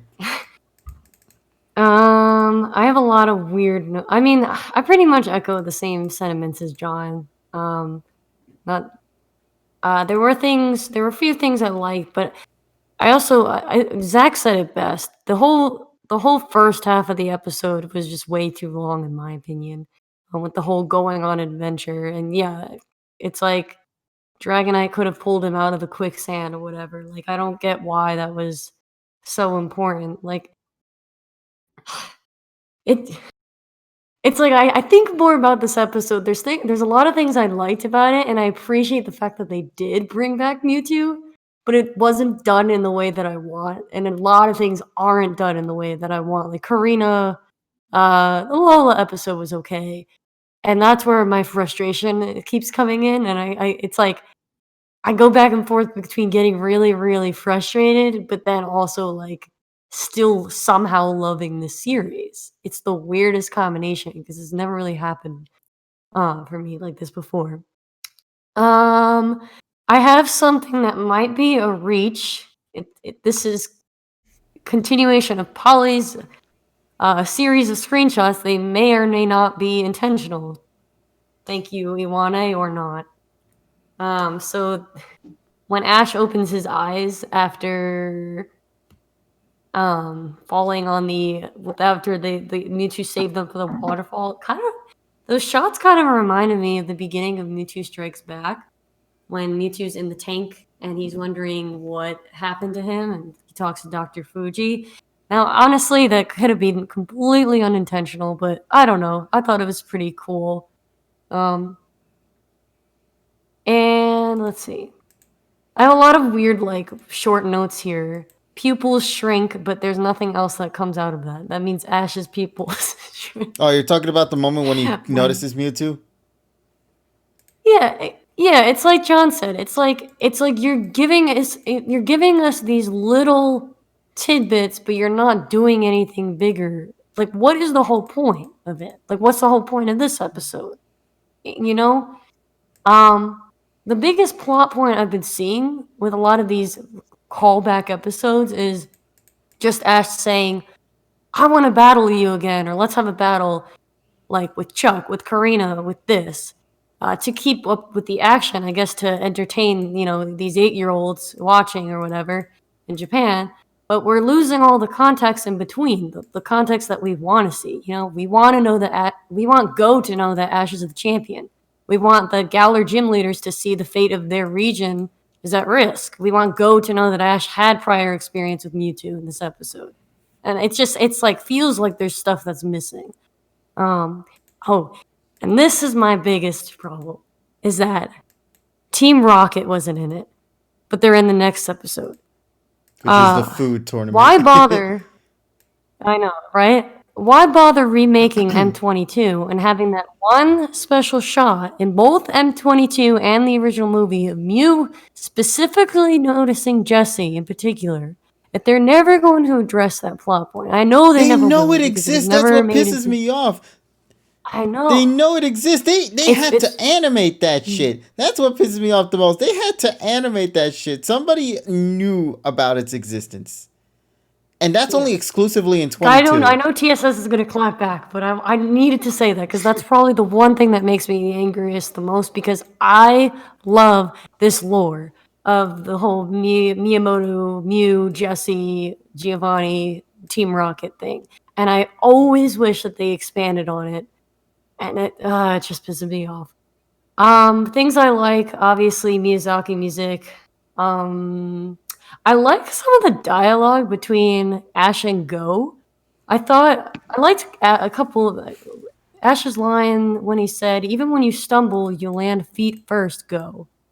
And Go's like, I didn't stumble. That near fall was well within my expectations. Then later on, at the end of the episode, Go says, the future lies in my hands. And then Ash kind of takes him down a few notches and says, well, it's all in our hands, right?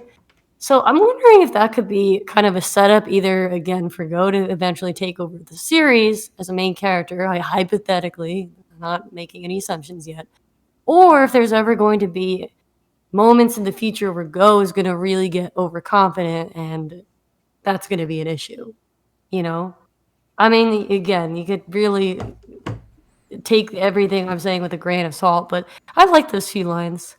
That's really all I have to say. I have to give credit to Kurlblitz for finding some interesting symbolism with the Pokemon standing behind Mewtwo, where there was 2 Mareep, which I think was supposed to symbolize Dolly, the cloned sheep from the 90s. He also mentioned that Baneri was there, and that's kind of supposed to symbolize like rabbits, how rabbits kind of reproduce a lot. I don't know. God. Well, they did mention that these Pokemon were misused. Kuro has some pretty interesting theories. Just saying rabbits. No, I don't know if he's in the chat, but he has an interesting theory. So I give him a lot of credit. I had to find the rest of the Pokemon he mentioned. Skitty. All right. think it's Skitty was Mudspray. because of the Wailord I know shit. the tweet you're talking about. I thought it was I, interesting. you want to know what's funny? Mudspray's there, and Mudspray's Donkey. is a donkey, Let's see if and I can find donkeys it. technically Pack mules. like donkeys can't reproduce. I thought you were gonna say they were pack mules. So No, they can't. No, You're thinking of mules, no, you mules. think no. Well, yeah. You're thinking of a mule. Yeah, not mules can't. Yeah, mules can't reproduce. also Ginny.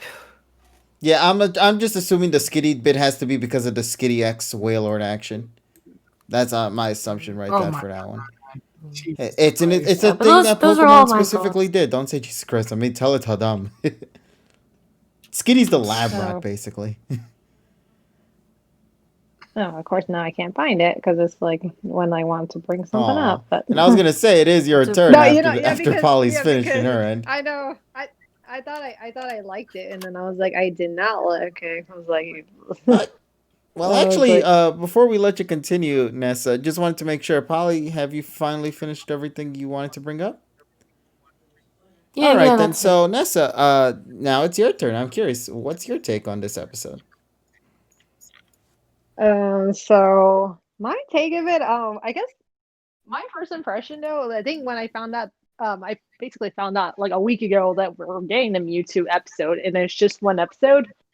I didn't really have any high expectations of how they're gonna go on that route because I think I kind of remember after finding out, everyone's like expecting like, oh, they're gonna call back to Mewtwo, like what everyone else just mentioned now. So to me, I was like came in and I was like, no, I don't think they're gonna do any of that. I don't know why, but I just went in there with low expectations. Like I didn't expect nothing. But so I watched the episode and I surprisingly enjoyed it. I was like I guess I'm one of the few who did enjoy this episode. Well, like, of course, I'd love to hear your I- take on it as to why. So the reason why though, I kind of noticed like. I guess I was surprised they brought him like I guess someone mentioned already like the Pokemon segment like that used to be done in the movies. That was kind of like first got my attention. I was like, oh, we didn't see that in a long time. And then I didn't, and then also I guess they reintroduced all the characters, so I kind of thought like, okay, it's just like, I guess maybe they're starting a new season. That was the other impression I had, like just seeing it, and I did enjoy Ash and Go's little adventure before they found Mewtwo. So like I didn't have too much problems with the pacing, I guess from that part until they found Mewtwo. I actually had fun that little bit, and I actually enjoyed that part, like when they were trying to Go was trying to use his machine, and then of course it wasn't detecting any signals, and then Ash and Go, of course, like they get stuck in the quicksand and the bog, and then afterwards we get that whole try to cross with the Caterpie string shot, and then lastly finally the whole Gyarados built the Gyarados where they nearly got killed until they finally found Mewtwo. So but then once we got to Mewtwo, I actually Mewtwo when my first impressions with seeing Mewtwo was I was like, it seems like I kind of got the impression that he was curious of like who Ash and Go were mostly, and then I did get that glimpse that it seems like I thought like, oh, does Ash know Mewtwo or remembers, because he's kind of like gazed right on Mewtwo when they first met, and then he didn't take up a Pokédex to say, oh, who is this Pokemon? But one of the things I noticed in the scene when poor Mewtwo came out, like when he was coming down, it kind of reminded me back from the first movie. Mm-hmm. Like the exact when he comes down too, like I guess just the texture and the scenery reminded me a lot when Mewtwo came down from the first movie when he first was introduced in this episode. So that was like one of the things that kind of like I kind of had I think it was a callback, I want to say, because that was the one thing that kind of made me remember. And then it seems like to me though, Mewtwo, Ash and Go, like he kind of was asking, like I guess he asked, well, like, what are your dreams? And then I did like, I think John already mentioned, like I did like he questioned Go of why you want to catch all the Pokemon. And it seems like to me that was like Mewtwo like decided to test these Ash and Go. Let's see, let's see where you're at. So I did like that they challenged them though to see how far they are. But it kind of gave me the impression that it seems like they're gonna meet up Mewtwo again in the future, because it seems like he was interested.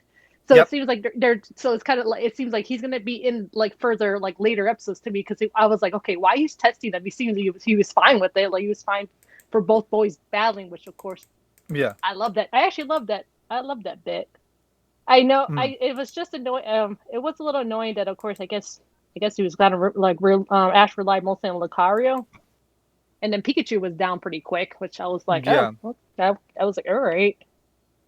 But then, but once the battle ended though, and then Mewtwo kind of realized like they're like both boys that like they have they're both are bonded with their Pokemon, so he seemed he got a good impression for them. So after when he sends them back though, I was like I'm getting the impression that it looks like he'll come back sometime in the future, but it just seems like this is just like his test, like it seems like their first encounter, because I'm wondering if Mewtwo will have like some type of connection to Mew, because obviously Mew, so that was so that's basically that's my take of that episode though. So I was kind of like looking at it a little bit different in a different perspective. So that's what type of I got from out of this episode. Oh, that's it then. Okay. For your take on. Yeah, sorry. Yeah, that's it. I don't. Yeah, that's all. But I overall enjoyed it. I didn't really. Yeah, I didn't have really that much issues compared to everyone else. But I was more looking like, okay, this is gonna be probably Journey's perspective more than I already knew. Like, we're not gonna probably get much callbacks where everyone wants. So I kind of knew that from the get go. Okay. Well, I know Richie is dying to go next.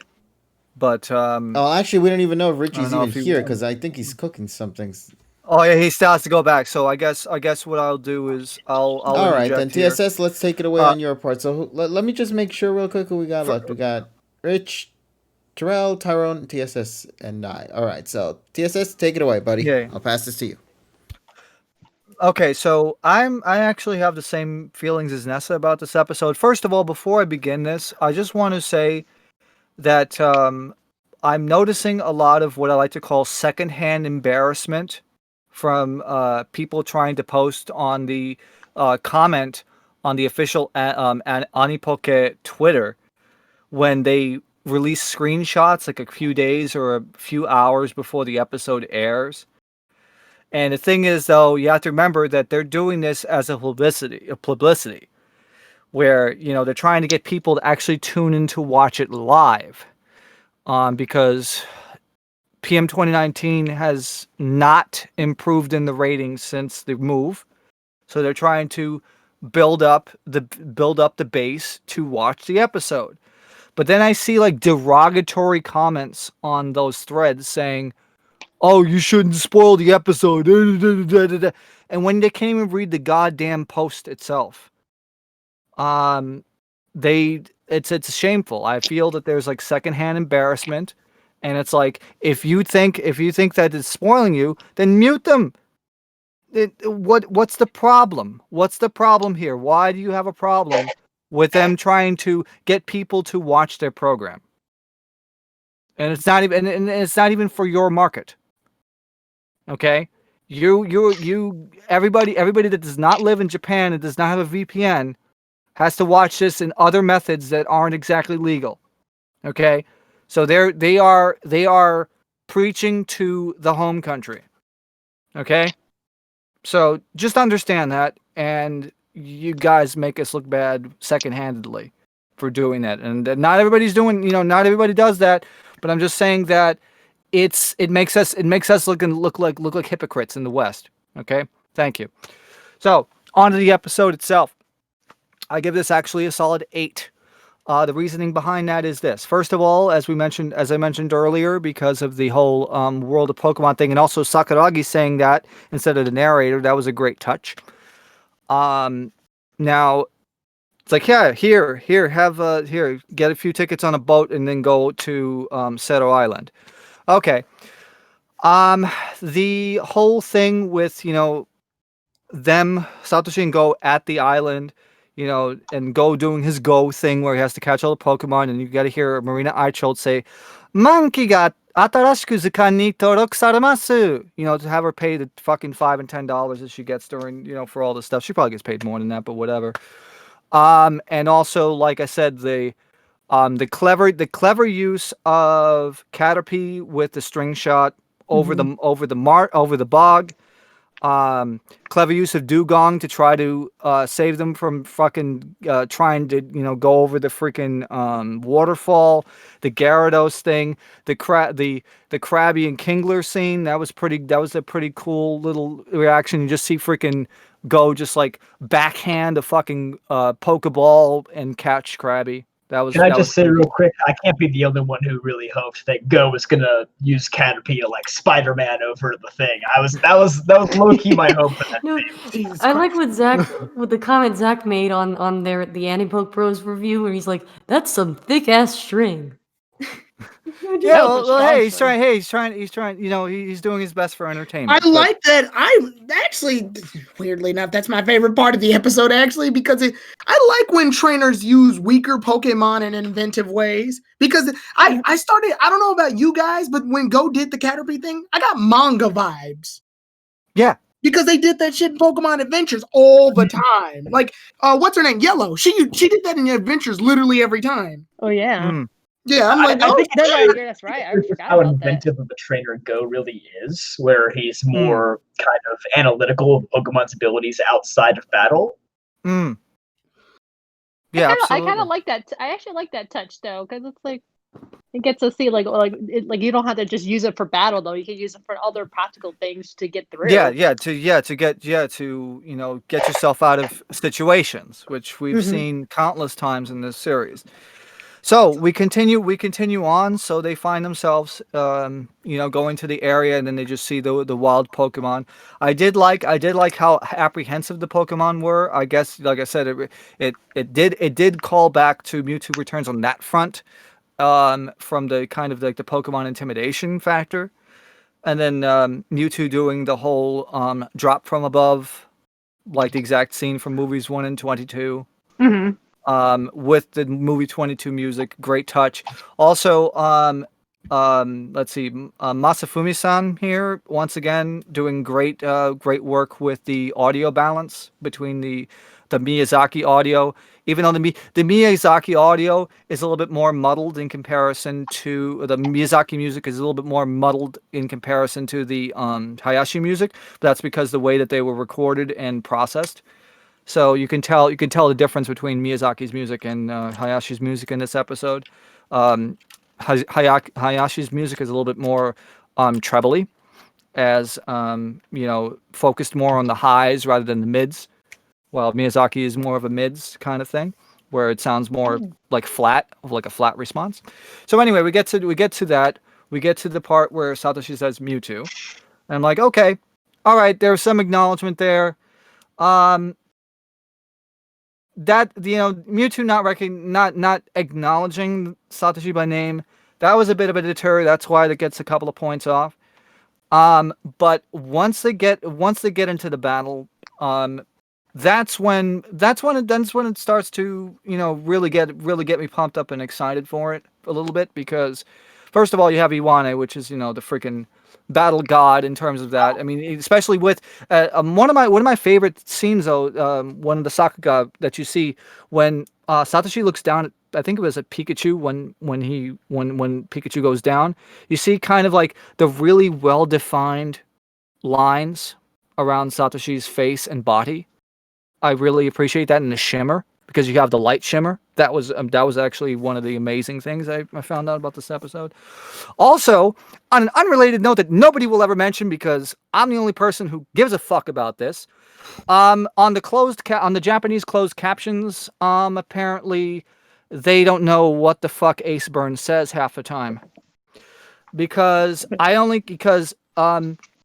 Ace Burns' full cry is bas. It's like ebas, which it's supposed to be like Ace Burn, with the su. So it's bar. So it's ba. So it's eba, and then the su.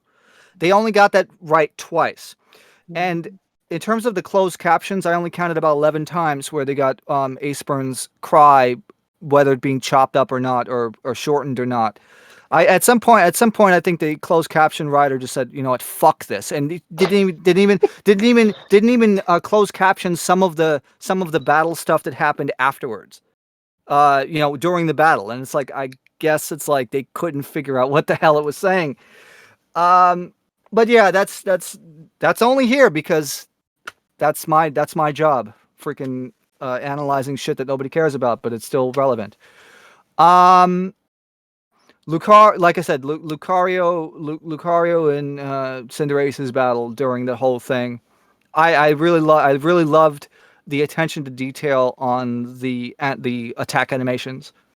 Gave Mewtwo a good fight. Mewtwo obviously whipped their ass, but And you they had enjoyed some really cool men. Yeah, so it's like, yeah, that's what it is. Who the hell cares? There's going to be somebody out there that's going to care. But I'm going to mention it anyway because we are the most complete review online because we care. So after the whole battle, then you start to see Mewtwo understanding that they have a bond with their Pokemon, and then you start to see the wild Pokemon be more friendly because they were intimidated by humans. So in that case, it was kind of like a quarter retelling of Mewtwo Returns, even though Mewtwo Returns technically is a Hoso, and that comes in the whole that whole continuity shit is kind of mixed. Because technically, Pokemon Hosokoku and freaking main series, they're kind of in terms of continuity together.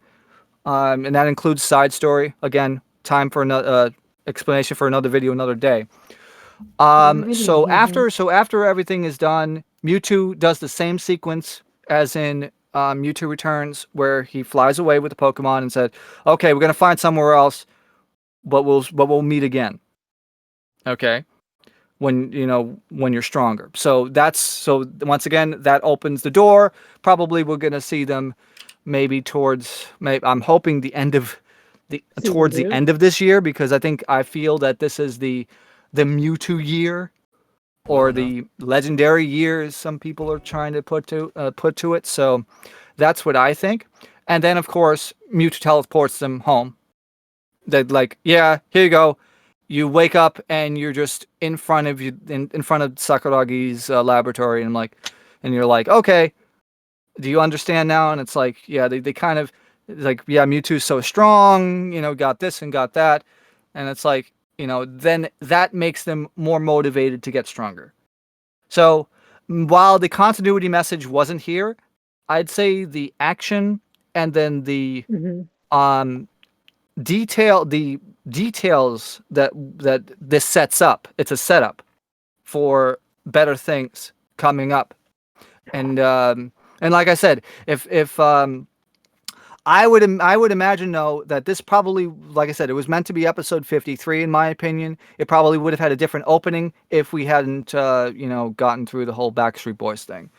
So overall, like I said, and Koharu going to school stuff, that's just introduce, you go away, your next episode. So that's my opinion. 8 out of 10. They could have handled Mewtwo better, but for me, it was more like a semi nod to Mewtwo Returns without going to full Monty. But I still don't think it's a horrible episode. It's still decent, and like I said, the animation and the other elements besides the Mewtwo section is still worth a watch. I rest my case. Oh yeah, speaking of Koharu, and like it seems like Koharu now is getting more interested of what Go and Ash are up to these Yeah, then days. she almost skipped Because that was school. surprised. Yeah, she did. She did. Yeah, she did. I thought it was hilarious. She was just like, "Oh shit, school. Okay, bye." I really like what they've been doing with Koharu in the background, and It I hope pays that off. eventually this does pay off. Yeah, exactly. Yeah, I with, did like, too. her I becoming first- a full-time cast member. But as of right now, I think that despite her lack of screen time, that her arc is probably like one of the strongest ones that we've seen in quite a while for a main character. So I do like that. I've been, and Koharu's been growing more and more onto me because I actually was not much of a big fan of her in the beginning because I was just like, oh, she just doesn't give a damn, like she doesn't want to be here. But then as little by little, like she started like warm up to like Ash, and then she's warming up to Go more. So I was like thinking like, and I think pretty soon I think there was promotion that she's gonna get her own Eevee. Oh yeah, it's in the poster. That's right. 49. Oh yeah, so that's a couple like about 2-3 episodes from now, right? Roughly a 46? few episodes from here. I should be a head writer and continuity consultant. Well, I mean, I have enough knowledge. The problem with that is they don't give a fuck about a foreigner just coming in and freaking wrecking their shit. They don't want anybody touching continuity because they don't know themselves yet how to do Yeah, something. but you wouldn't add any shipping. No, of course not. All right. Yeah, but shipping doesn't exist in the mainstream Except, anime. yeah, none of them. Only None of them. sushi shipping, guys. That's the only one. But everything else is trash. Let's just keep it at that. Alright. Now then, Because it's a kid, because it's a I shouldn't say kids, it's a it's family. a family-oriented. They can't- choice. All right. Yes. So, Richie, are you back or are you still busy with your cooking? No, I have it. It's just burning my hands. Well, I guess. Put it down. Why is it in your Yeah, hands? everything's You could just down. leave it in the Come table. That's what, He that's puts what I'm that shit doing. on the table. It's gonna be like those cartoons where it just like melts the table and just goes straight to the floor. They're gonna melt the table I'm gonna be because it's too fucking fucking hot. Table. All right, Rich. I know you've been also asking to go after the others, and I guess now that you're finally back, you can get Yeah. the chance. And then soon after, we'll get Terrell and Tyrone's Funny opinion soon enough, after. Yeah, funny enough, one of the things I was going to bring up was from when it appears in the chat, in the Discord chat, scene was already mentioned. So, Oh, Oh, yeah, well. so somebody had to mention it. but- There was like a 1 out of 8 chance, so there's that. of course, it had to be one of them, but whatever. I don't know. To get started on the episode, I thought it was nice, just to start from the beginning. I thought it was nice to see the World of Pokemon intro because it definitely wasn't something I was expecting. But once you kind of like hear, or once you kind of like aware again about, oh, we went through this COVID delay for a little bit, it kind of makes sense in that aspect. And also the feeling of it obviously is that, oh, this is probably the type of feeling you would get from a season opener, season 2, season 3, or whatever. So it's always nice to see it, considering like we already mentioned, it's been about 4 years since we've seen World of Pokemon. So it never hurts to really put in the main anime once more, especially in the circumstances of this episode. So as far as the first half, before we get to the actual, meet and greet of the whole Mewtwo thing, which I'm sure everyone had their mixed bags about. I thought the first half was nice because it's always cool to see Go actually utilizing a lot of the Pokemon that he caught, especially the one with the Caterpie, which I thought was more not necessarily significant. It was just more so effective. Like the way that he utilized it was pretty cool. I do agree with the sentiment that it could have been used better. Well, not used better, but it could have been used in like a Spider-Man-esque fashion, as John pointed out. So that was a missed opportunity. But you know what? We'll get them next time. I do want to say though, that moment with the Gyarados, I actually like the fact that he actually didn't just catch it, because I always thought it'd be kind of funny if like a stronger Pokemon, something like a Gyarados, Garchomp, or something else to that tier. I always would love to see the scenario of which he catches like a bunch of smaller Pokemon, and then he gets to like the Gyaradoses and shit, and that Gyarados or the Garchomp is just like, yeah, no, get that shit out of here. And it played out the way I thought it would, and I loved it because because Go's gimmick is to catch all Pokemon without very much of a trouble, except for like a few battles.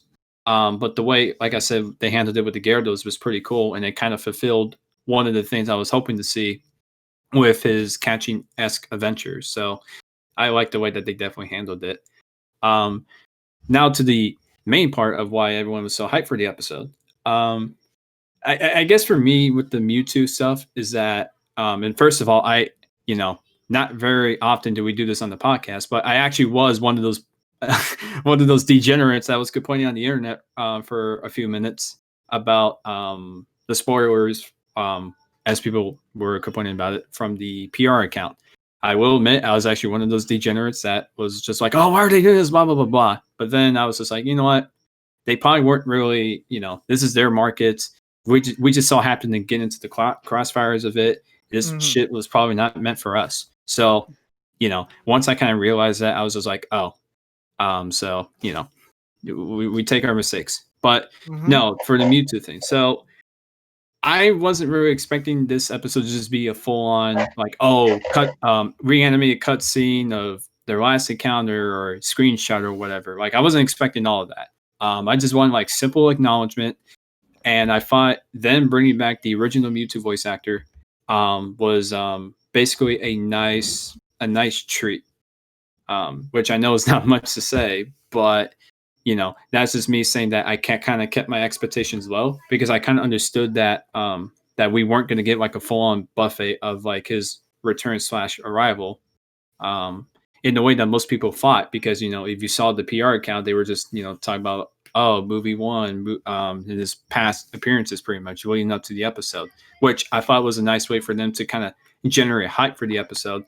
But as we all understand with journeys, when we have our expectations high for something, it's usually sort of let down, which is why at this point it's always good for me to just keep my expectations low for like a episode that most people would expect to bring a lot of high variance in moments.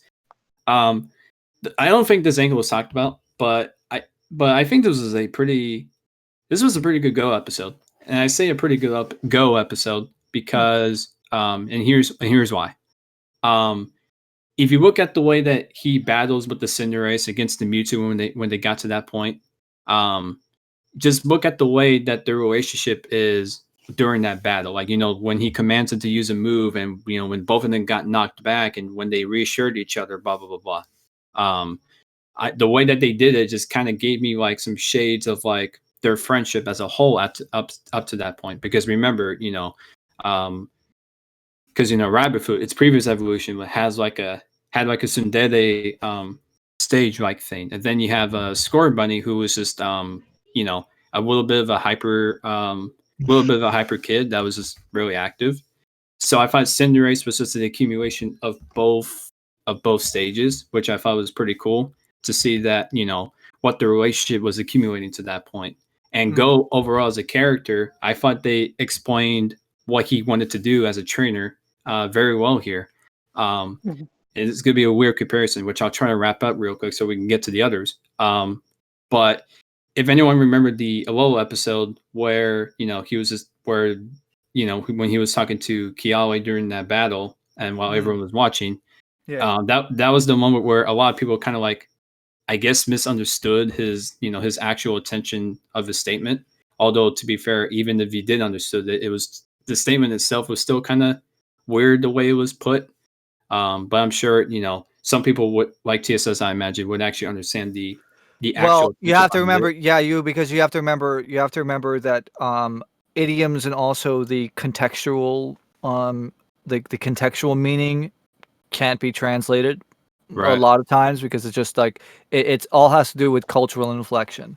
So whenever you get a translation, you're going to lose something. You're going to lose some meaning. So that's probably why some people were looking at it, what the fuck is that?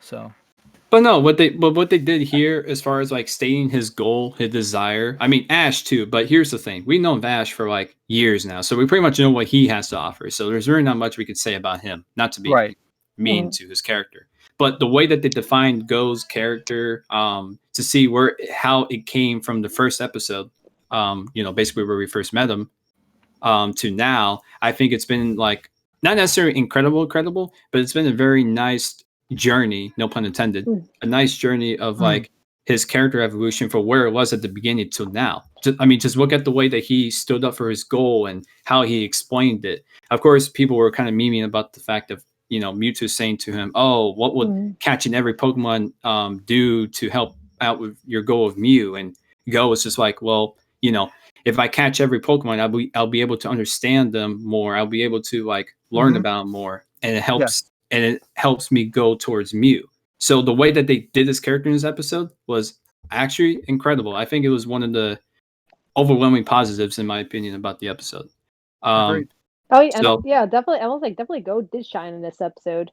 Absolutely. Yeah, I mean, not a lot of people. Well, I mean, I know there were some people that talked about not it. everyone. Yeah, agree, but yeah. Yeah. Well, it's not that people didn't agree, but I just felt like it wasn't really talked about a whole lot, and that's kind of disappointing because people really shat on Go quite a bit.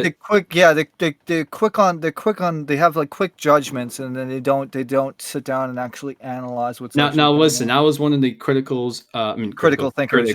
Yeah, the critics of Go quite a bit, but this episode really did a good job with how he did as a character. But anyways, just to wrap it up, and I say that because I will actually try to explain this a little bit more in depthly in my own review video of the episode, which I hope will come out tomorrow, but we'll see. But overall, I give it an 8 out of 10. It would have been like a perfect grade had they kind of handled the Mewtwo return a little bit better in terms of continuity. But however, to me, that's not even if they did that as intended, that we all wanted to see.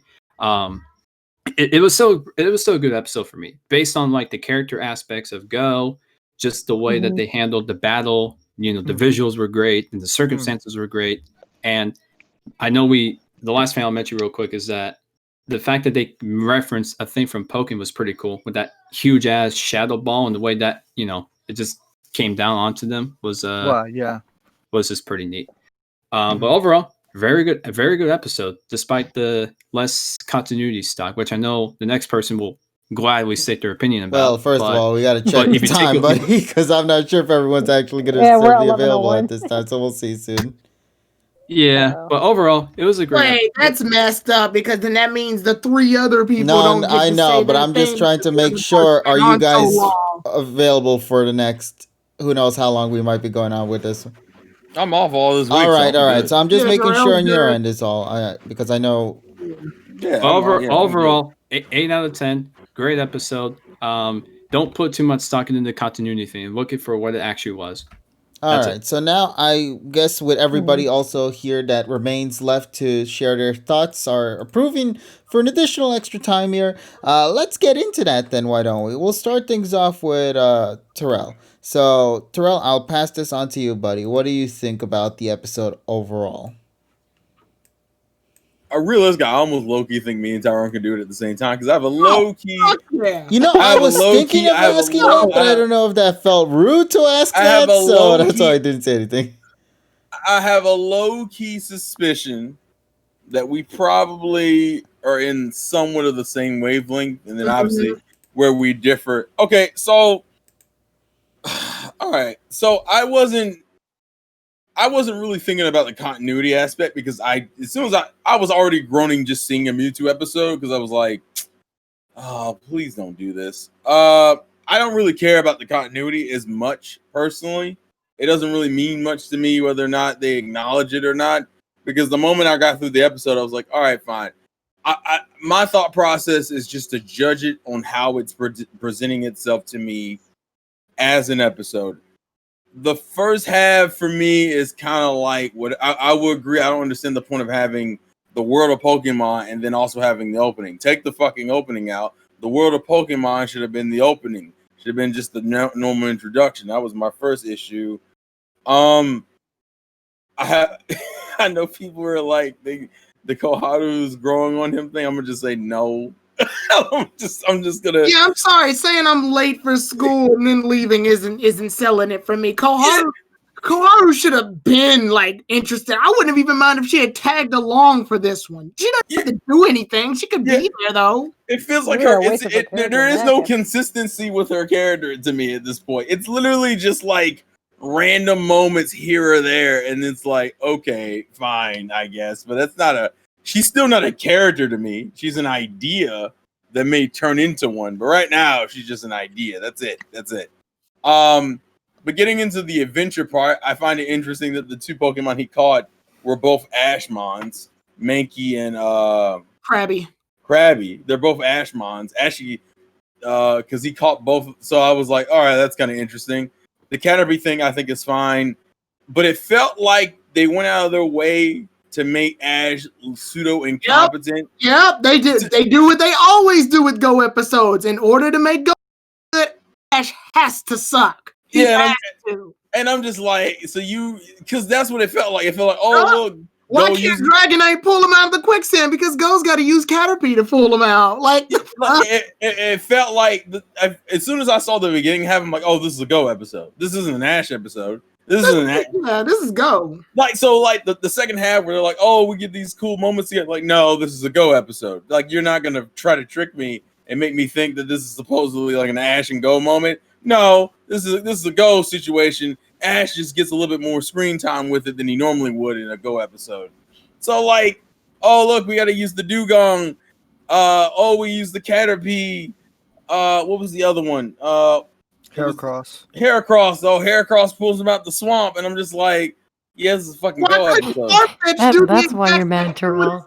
I'm annoyed because you can Farfetch do that with his leak. Okay, look, I'm annoyed because they telegraph it so badly. It's like, bro, I can tell when Go all of a sudden gets really, really competent and Ash just stops being competent. Oh, Ash was garbage in this episode. I shouldn't be able to tell that early in the episode. Oh, it's a Go episode. Like, and so let's get, to me, the most offensive thing is the Mewtwo question.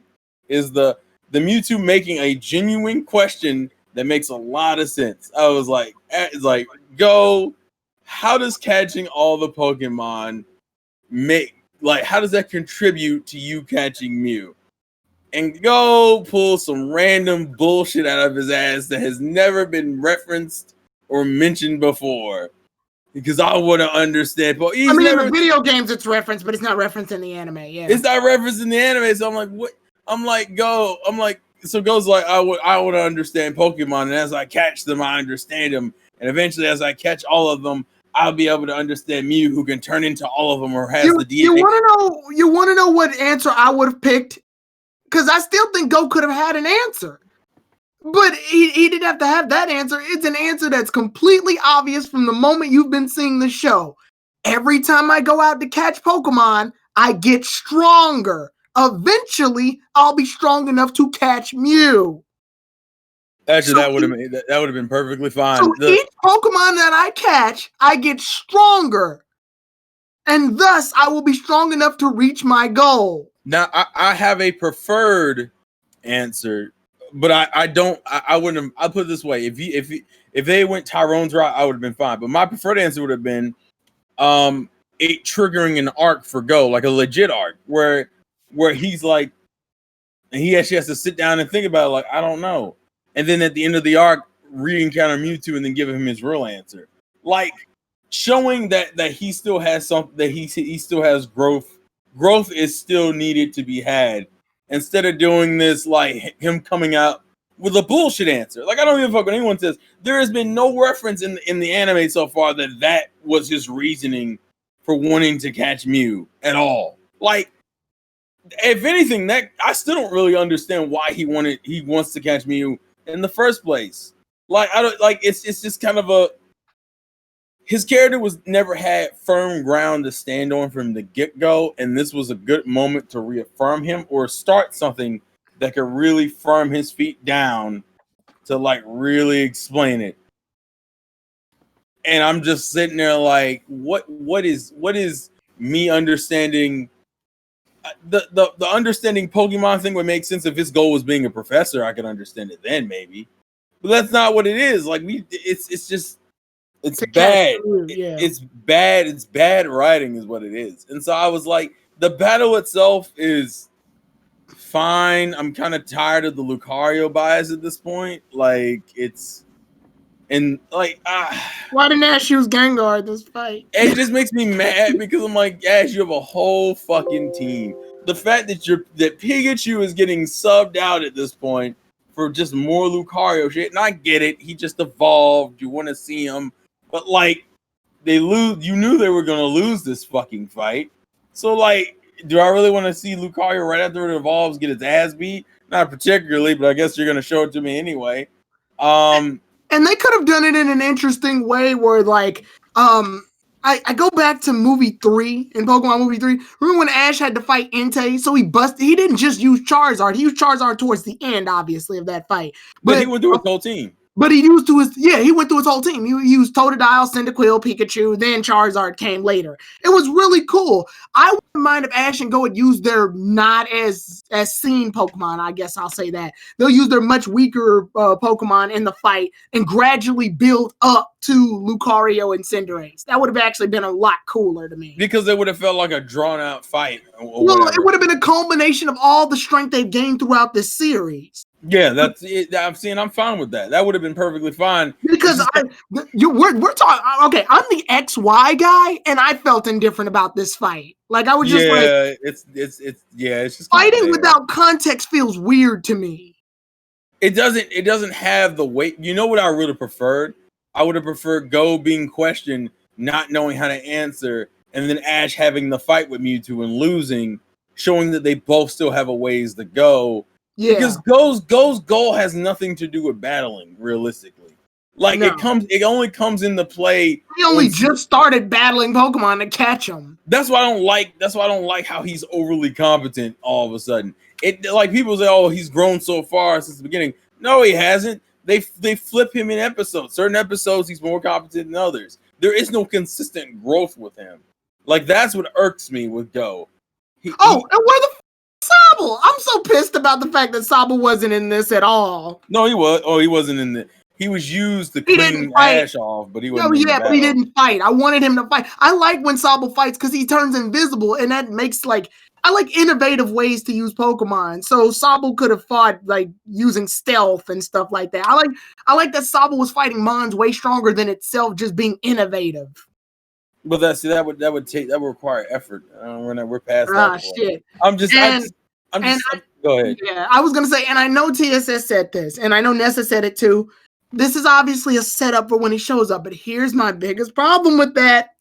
We have so many unfilled cups of Pokemon Journey shit. Yeah, true. Journeys has to fill up so many loose ends. I'm so glad you said that, actually, because we've said this a lot. I feel like we've said a lot. We gotta come back to it. Well, man, shit.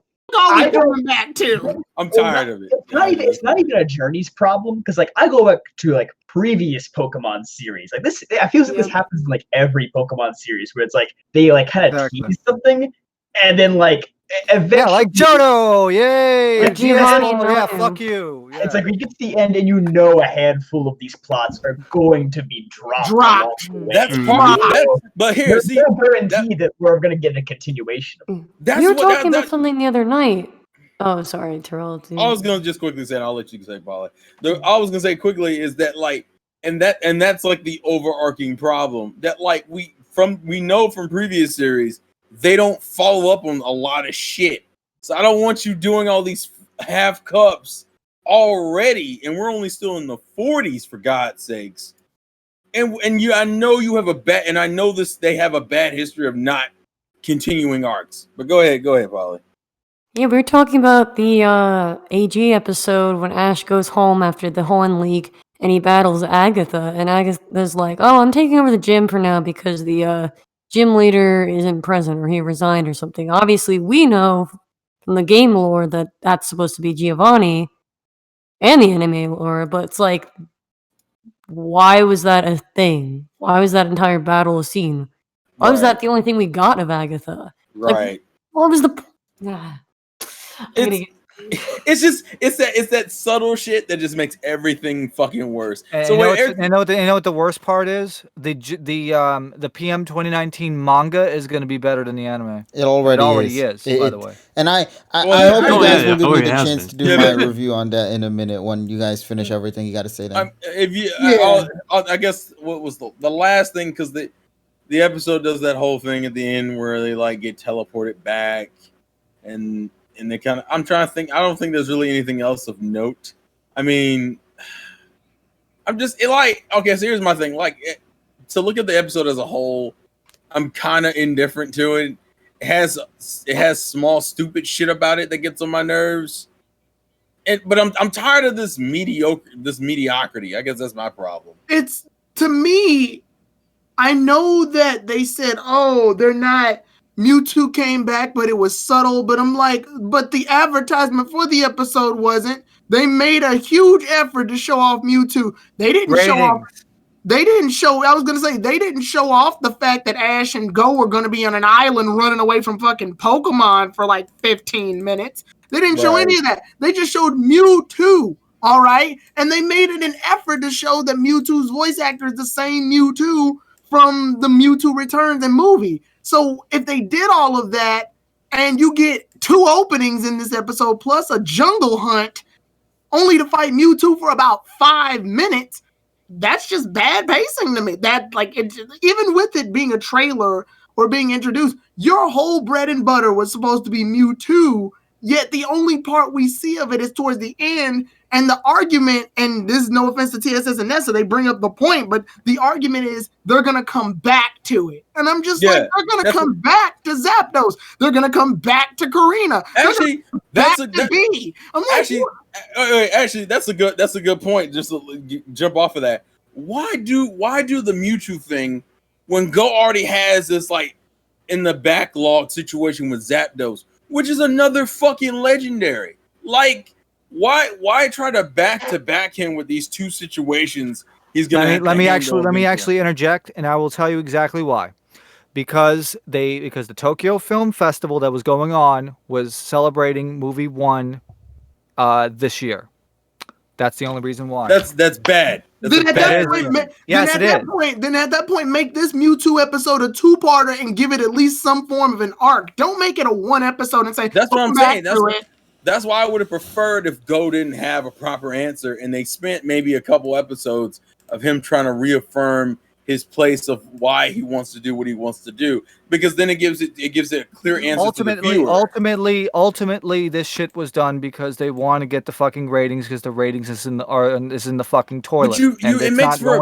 But it makes for a bad fucking episode when I know that your only reasoning for doing some of this shit is, well, we need to get the ratings up, but the writing is still shit. Like, what difference would it make at that point?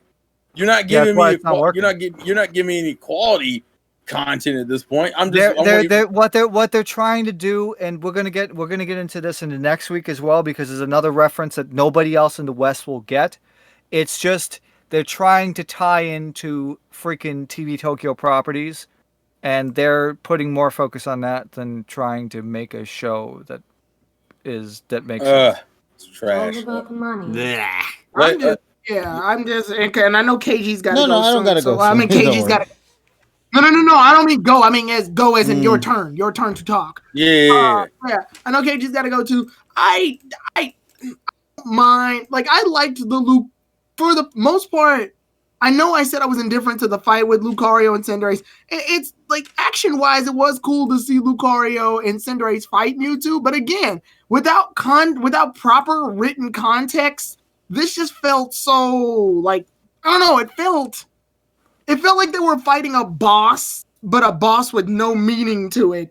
And I'm just like, they could have just either A, had a different legendary that they fought against, or B, they could have wound up just having, I don't know, I feel like this was very incomplete towards me. Just watching the battle in and of itself. None of the Pokemon getting any new moves or anything. It's just to show off and I'm like, you already showed off that Lucario and Cinderace existed in the Darkest Day stuff. It just happened. Yeah. I think that's the other problem. It comes so soon after we've already just. Oh yeah, this episode comes after The Darkest Day, and I know if you're judging it one episode at a time on its own rights, that's fine. But if I'm judging this as a series, pacing is awful. Awful. The brain demands like variety. You can't have two action-packed episodes sitting right next to each other like that unless it's like towards the story. And Mewtwo's story is completely different than The Darkest Day. So I feel like we should have had a couple of rest episodes before this. I don't think. Yeah, I would have. Maybe then I wouldn't have judged it as hard. I'm still judging it, but I wouldn't have judged it as hard. In my opinion, you shouldn't have had the Zapdos episode if you were going to do the Mewtwo episode. Because they both do the same thing for the most part. And I'm like, at that point, actually, I think the Zapdos episode is better. And I have issues with the Zapdos. How much more of an impact it would have been had the Mewtwo been first, and that would have been the start for the legendaries? Because notice the text in the episode when Mewtwo tells Ash and Go, your journey has just begun. But their journey technically began because they already had fought against the legendary prior to Mewtwo. Which actually tells me that perhaps they were meaning to put this earlier, but because of fucking the Backstreet Boys, Backstreet Boys shit, they had to take that shit and then they had to put something in front of it to signify the second thing. Because I'm pretty sure that at the front end of this would have been pretty much could have been pasted on another episode. I'm just. That's the whole thing. I'm underwhelmed. That's all. Yeah, I was so indifferent by the end of it. I was like, I get it. I see what you're trying to do, but realistically, it doesn't hit for me because you had better options and you didn't take advantage of them. And regardless of the reasoning behind it, this is what you put out. Regardless of what the reasoning is, you put it out as a consumer. I got to take what you put out, and I didn't really care for it as much. Yeah. So yeah. Go ahead. All right. So now I just want to add something before I begin my review on this. This is going to be a dual review, like I stated beforehand, where I'm going to focus on two aspects of the story here. I'm viewing this both as a special and then after as a episode of Journeys. Just similarly to how I did for Sun and Moon, if you remember, when we had the Sun and Moon special. I only do it like this because I'm trying to view things from two different perspectives, and given that the story itself for this episode is trying to feel more like a movie special event than, say, a episode in itself, it only feels appropriate to try to think that mindset, I guess. So with that being said, let's get into the special review then. So how did this hold overall? As a special, I'd say this was pretty good. It wasn't necessarily bad. It wasn't necessarily the worst thing ever. It was genuinely pretty good. I liked the build-up. I liked how they tried to mimic the film in itself with the text font and everything, reintroducing Ash and Go, the wonderful world of Pokemon, the music, everything about that really felt appropriate for what they were trying to do.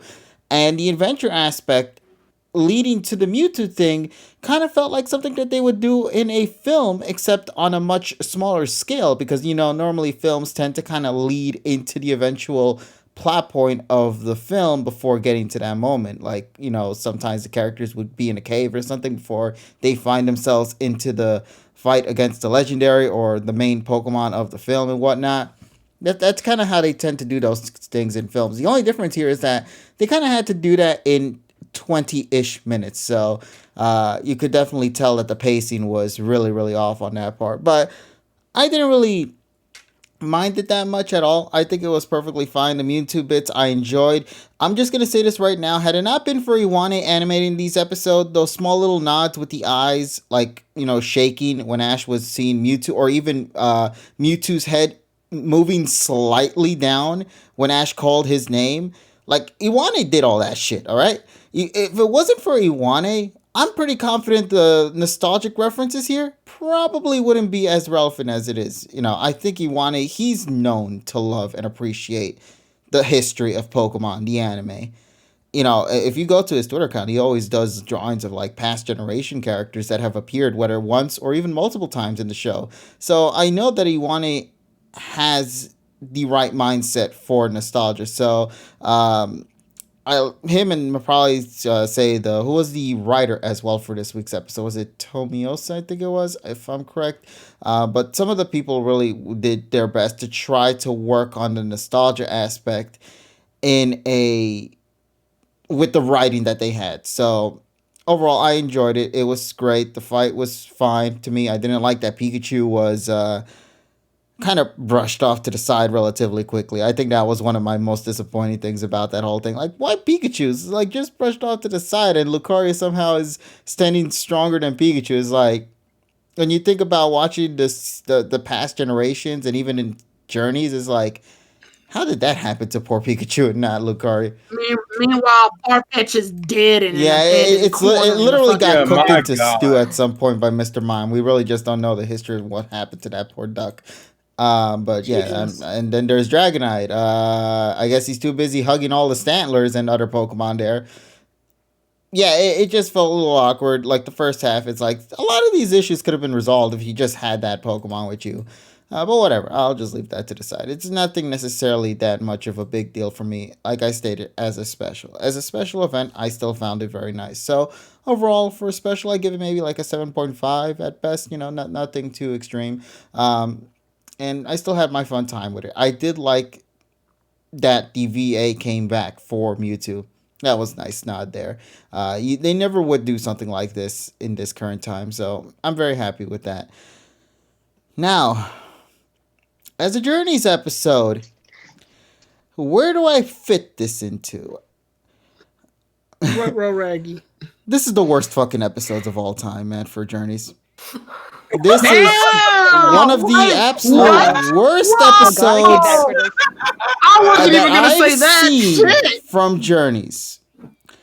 I love this episode when I saw it as a special. I hate it the moment I realize, fuck, this is tied to Journeys, isn't it? Because it's tied to the series. Let me begin things real quick with one thing. For starters, to the people who are working on this anime, listen, either A, you do continuity right, or B, you don't touch that shit at all, because if you try to do what you just attempted to pull off with continuity here, like you did with this episode, and like what you did with the Karina episode, that shit does not fly by with fans. That is not something you should do. That is disrespectful to the history of the Pokemon anime as a whole by just doing these little small nods that fans clearly did not want to see. They wanted more exposition. They wanted to see more of what people were hoping. And because of how you hyped up these episodes, especially in your PR account, with how you stated that, oh, by the way, Ash remembers the shit, if you recall in one of their tweets, they stated that, and then you don't do anything with it in this episode. Like, really? Is that all you're gonna do? Are you that afraid to touch continuity? It's not that hard. You literally have these episodes and stories there built for you, so you could take the time to look into it and use it to create a lovely story from beginning to end. But here, nah, I'm too fucking afraid to try to talk a little bit about Mewtwo Returns, or even the first fucking film, where, by the way, that's where Mewtwo comes from, and you're not even gonna do anything about it aside from maybe a reference to the animation, and that's it? Like, really? That's as far as you're gonna go? Okay. Yeah, fuck that shit. Not to mention, Mewtwo says that he's created by him, or he was genetically created. Like, Go didn't even bat an eye. Nobody did. Like, nobody None of them cared. did. The only slight nods we got in terms of knowing each other was Ash calling Mewtwo by its name, but he never stated how he knows it. Go never asked, how the hell did you know it? Ash didn't even bother responding to Go. He's like, you saved us, didn't you? It's like, are you guys not going to, like, touch upon it any further? Or, like, really, we're just going to brush that shit off to the side? Like, that's going to be the only thing we're going to get? And it turns out that's the only thing we're going to be getting in this episode, isn't it? Yep, that was the only thing we got in this episode. Let's also talk about the first half of the episode. I did not like how we just had to waste so much time to do some fucking weird-ass wild adventure shit that had nothing of build-up towards the Mewtwo thing. I would have loved it had there been something that was happening in the background that would have made some sense building up into the Mewtwo, continuity stuff, because rewatching Mewtwo Returns, there was one little thing that they brought up in that that I thought would have been cool. Mewtwo said in that particular special, if you hear your name anywhere whatsoever, know that it's probably from me and don't get anywhere near because I might be waiting there.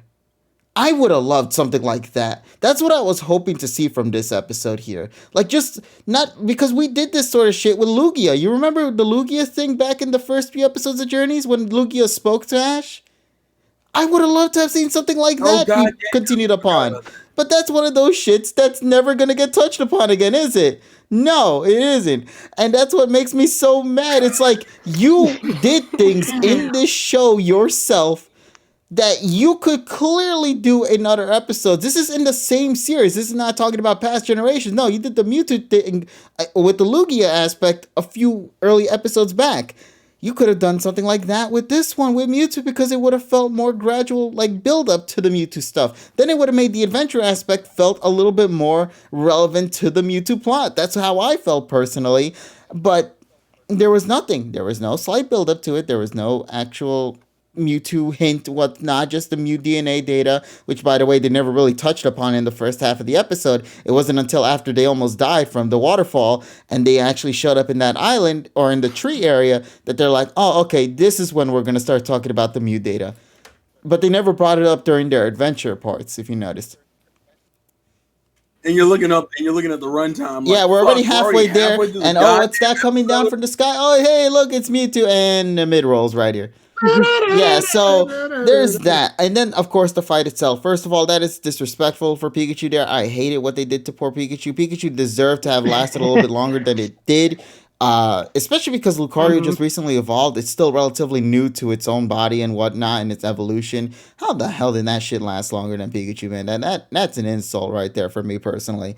Cinderace as well. I approve of Cinderace. Cinderace is fine because that's Ghost Pokemon, and Ghost Pokemon can do whatever the hell they want at this point. I don't even care now. I was gonna say, is it Lucario? Yeah, it's a fighting / steel. So the well, the steel's supposed it's gonna to cancel it out. But I mean, if the only steel aspect of it are those little sharp things that it has on its hand and whatever's on its chest, that's the closest we got to steel stuff. But yeah, so I really despise this episode as a Journeys episode. This shit, and then of course them stating your journey has just begun. If that to me was like, so my journey has finally begun after saving the world multiple times, after winning a league, after competing in various tournaments, after catching dozens of Pokemon, after all this shit and everything, and you're saying your journey has now begun. It's like, that just seems like a slap to the face for fans who have been watching this show for so long. Yeah, the journey starts today. I swear to God, if they pull that stunt in the dub where it's like, your journey starts today, they're gonna play the fucking intro.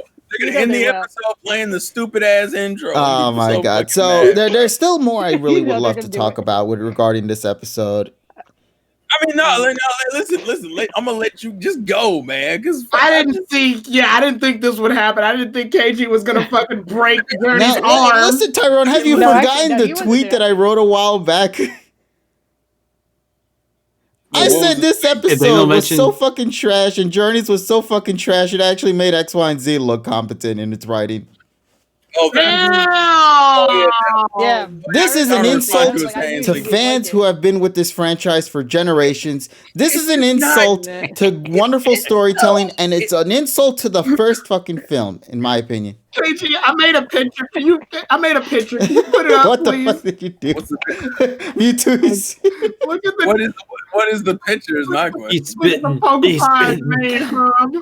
Honestly, I'm gonna have to give KG a round of applause for that rant right there, because like I have been doing these podcasts with KG for 5 years now. I was gonna give I've never heard this unchanged. Nah, he got it. Yeah, nah, he got it all right. Yeah, I was gonna give the episode a 5 out of 10. Jesus but Christ! You know what hurts me the most? The thing I have yet to talk about. You want to know what hurts me the most? The fact that Journeys is better than Journeys. Now, I say that because the manga. Guess what's doing better than Journeys? The manga version of Journeys. The manga version of Journeys, guess because what? they're doing, They're not afraid of what they're continuity. doing- Literally, in the first fucking But it's chapter, not- no, but what they here's the other had thing. was literally references finish this. to X and Wow. Y, to Sun I and have the book Moon, right here. to the original series. They were not afraid to show off the past and pay respect to the franchise and make fans who have been with this series for so long feel like their time and value was really worth it. The manga does good shit. The one that I saw recently for the Zapdos episode, in the manga, that shit looked clean as hell. I am so excited to see if I can get my hands on those yeah, that manga was copies beautiful. because that Also- shit looks amazing. Also, because I have it, because I have Yeah, a I copy know, of and I volume- can't wait have to get the- my I have hands the on it, full though. Copy of Volume 1. But there's also another thing that makes it better. We skip all through the filler bullshit, and also some parts of the storyline are retold, and that's why it's Yeah, actually and better that's what than I'm the saying. anime. It just pisses me off when the manga can do so better Yeah, than different, the goddamn yeah. anime The that thing is is, though, they're taking based the same off of. concept. They're taking the same concepts and they're doing it better because they have different. They have And different also, people. they have people different who people clearly to work through it. understand what is needed the most for a story. It's still using the same stuff that Journeys the anime has, but they're telling it in a way where the flow feels right. Everything feels progressive in the manga. Everything feels like a natural story progression.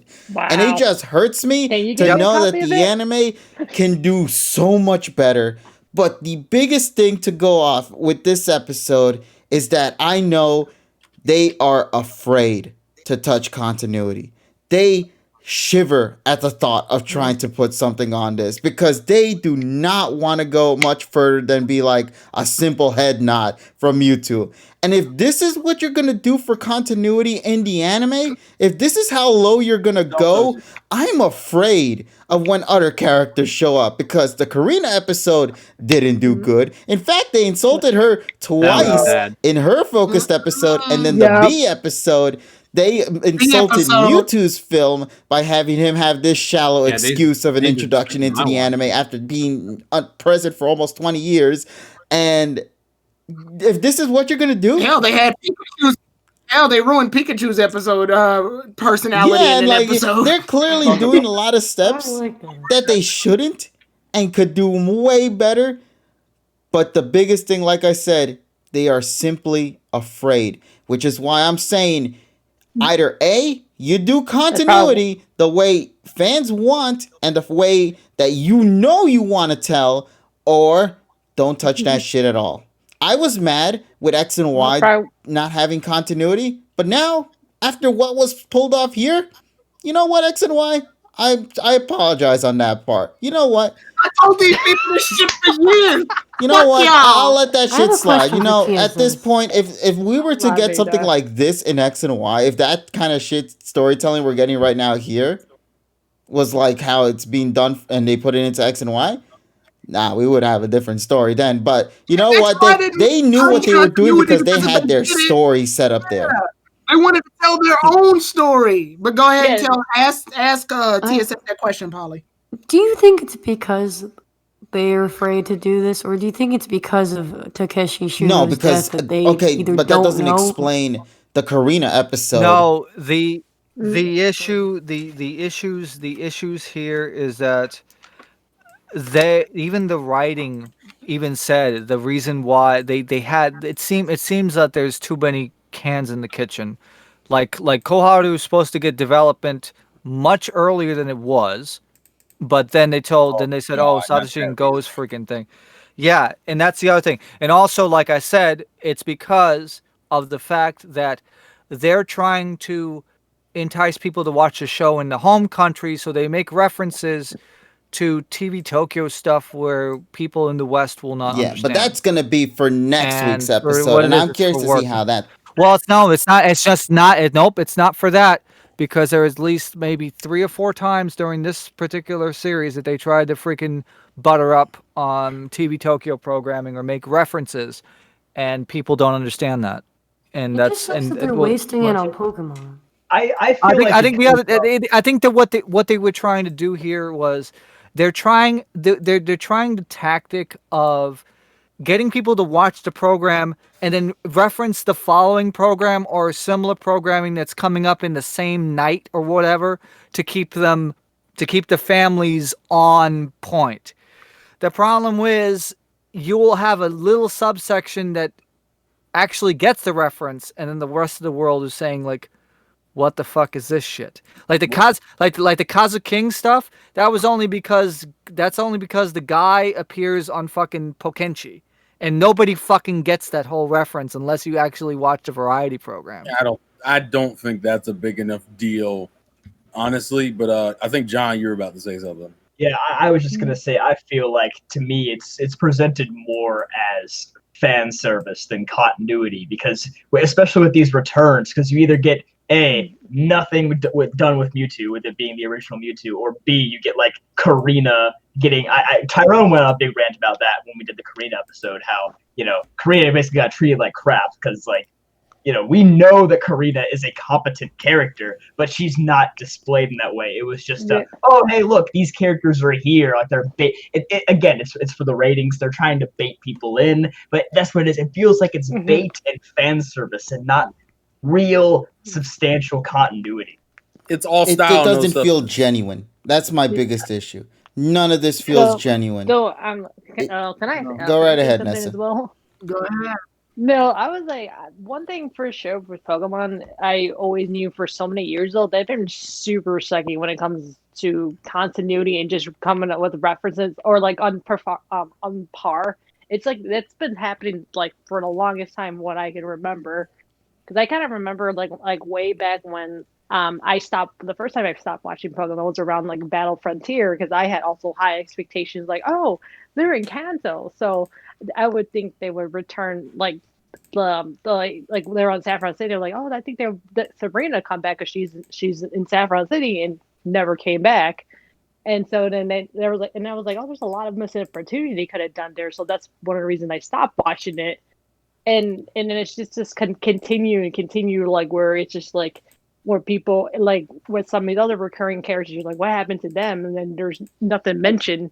And so it's like, to me, it's like for me, it's no surprise. Like that's why when I came watching this episode, I had no expectations. I was like, if people were expecting they're going to reference back from movie 1, Mewtwo Returns or something, I would be like, oh, I'm pretty sure we're going to be disappointed, which obviously. But you want to know why people are so anticipating that? Because the Mewtwo's based off movie 1. Yeah. They heavily push it. They went through the trouble to find this. And also what they did. Also, what they did was they did something stupid.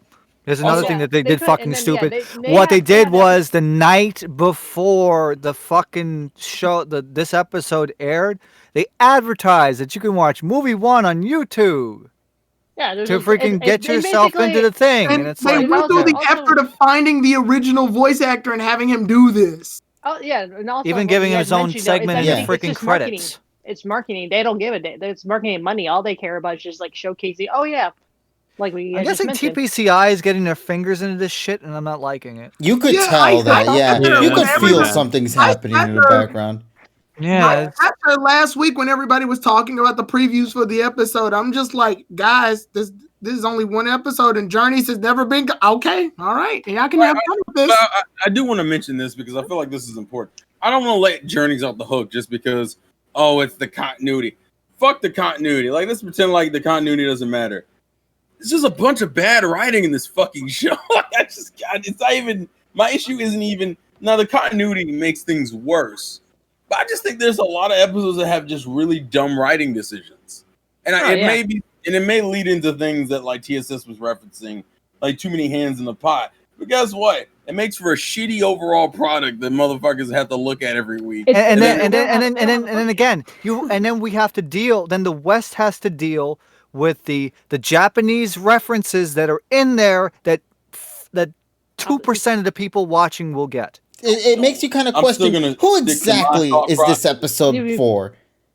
Because it's like it's not for the old it's for Japanese. It's Japanese people that's trying to get ratings. One of the biggest franchises in the world. That's my problem. Just to appease 2% of the people. To be fair, the animes needed to be rehauled for a while now. This particular series is really outlining it. I think a lot of fans of the anime have already mentioned this a while ago. The anime has needed to be retooled. Like most people would say, it's been needed to be retooled probably since like Gen fucking 4 or 5 is when we brought it up initially. But see, what's going to happen? Realistically, Best Wishes should have been the real reboot, and we didn't get that. Best Wishes was It was a reboot. soft, but it wasn't the reboot. complete. It wasn't the complete. It was like a soft rebooting a computer instead of hard rebooting. Oh no, it didn't commit to it. Yeah, it kind of went half and half with it. It's like you didn't let the memory completely turn off and do the soft. Just to give a simple example, clear the slate. The outcry from most Pokemon anime fans is to not do another Ash-related region. Most people's outcry at this point is, why don't you give like a legit adaptation of one of the games? Why don't we do what Iwane wanted and Adventures. freaking have a freaking Chronicles fucking event? Yeah, not Chronicle, the special. There's the fucking Poke He even shit. animated I like would a love lot of that even shit. Iwane. Man. Yeah, Iwane had some test animation with the Pokespec He stuff. wants to. That's what I'm saying. Had it not been for Iwane, should have I'm done pretty that. confident must have been one of the only people in the show that's working on it that made those little nods that you saw in this episode. Had Iwane not contributed to this episode, I swear to you, those moments when Mewtwo like shook his head down, or when Ash's eyes were like shivering at seeing Mewtwo descend, like those little moments right there, alongside with some of the other folks, I swear to you, they would have not existed. It's a problem when the animation director has more sense of continuity than the writers do. And that's why, and this is my biggest concern with Journeys right now. Every other generation so far would have had an identity. I don't know what the identity for Journeys is. Sun and Moons has been about a slice of life comedy. X and Y at the beginning was always shonen. The BW was always considered the reboot of the franchise. It was the beginning of something new. Everything had an identity. Journeys, as of right now, I just legitimately don't know what they're trying to go for. I know what it McCoy? is. It is Pokemon Go pandering, along with trying to have Satoshi's story continue. Shit, I could have fucking told you that. Yeah, well, but it is the right answer that I did not want to hear, sadly. But he's right, though. I think I realized it the most during the Darkest Day stuff. Go as a character to me, it's not as offensive as, say, someone like Trip, where Trip, you can easily tell his inspirations was Charon from the games and Paul from the anime. I would say Go is a fusion of Pokemon Go, the concept, not even a fucking character, just the concept, and a little bit of Hop from the games, especially with some of the references they were making to how he would be a great professor in the Darkest Day. But like Go to me is a concept. He doesn't even have the luxury of Trip, who is at least based on characters. Go is based on a gimmick. And I'm like, bro, he's so uninteresting because there's no base character. At least when you looked at Trip, you could be like, oh, that's a Paul thing. Oh, that's a Charon thing from the games. Oh, that's what you're doing. Here, I'm like, what is your character? It's creating its own, but I feel that we're not gonna get, and I feel that we're not gonna get the full fleshed out until this shit comes to an end. My two favorite things about the show is Ash and the music. Like, there's a problem. Those are like my two favorite things. And even Ash's mons are getting fucking screwed. So it's like, unless your name is Lucario or Gengar. Pikachu, you don't exist in this show. My God. And people were pissed off at that because it's fucking Lucario. Like, Lucario's already been prominently featured in the anime multiple times. He's in Gen 4 prominently. He's in Gen 5 because that's the reason why Ash fucking loses. He's in Gen 6 because of Karina. Like, damn, I don't need to see. And then you're talking about giving Koharu an Eevee? Are you fucking kidding me? Actually, before we go and wrap things up, remember that conversation I had with you, Terrell? About the reasoning? Which one? The reasoning why Koharu took so long to get the... Oh, that was some garbage. Go ahead and tell so the let me go and people grab before this real quick. So one of my friends, and all of our friends here, Ash and Serena, you might know them on Twitter there. Oh yeah. They Yeah. pointed out something really interesting that caught my attention the most, and that's regarding the reasoning as to why our girl here, Koharu, wasn't necessarily doing much throughout the show. If I can find it real quick, I will gladly show it. Mention it here. Sometimes, and I hate to say this, like because I generally do like Eevee as a Pokemon. Sometimes Pokemon pulls that the trainer is gonna get an Eevee thing as a way to catch somebody's attention. Because Lana got Eevee and they didn't do shit with it.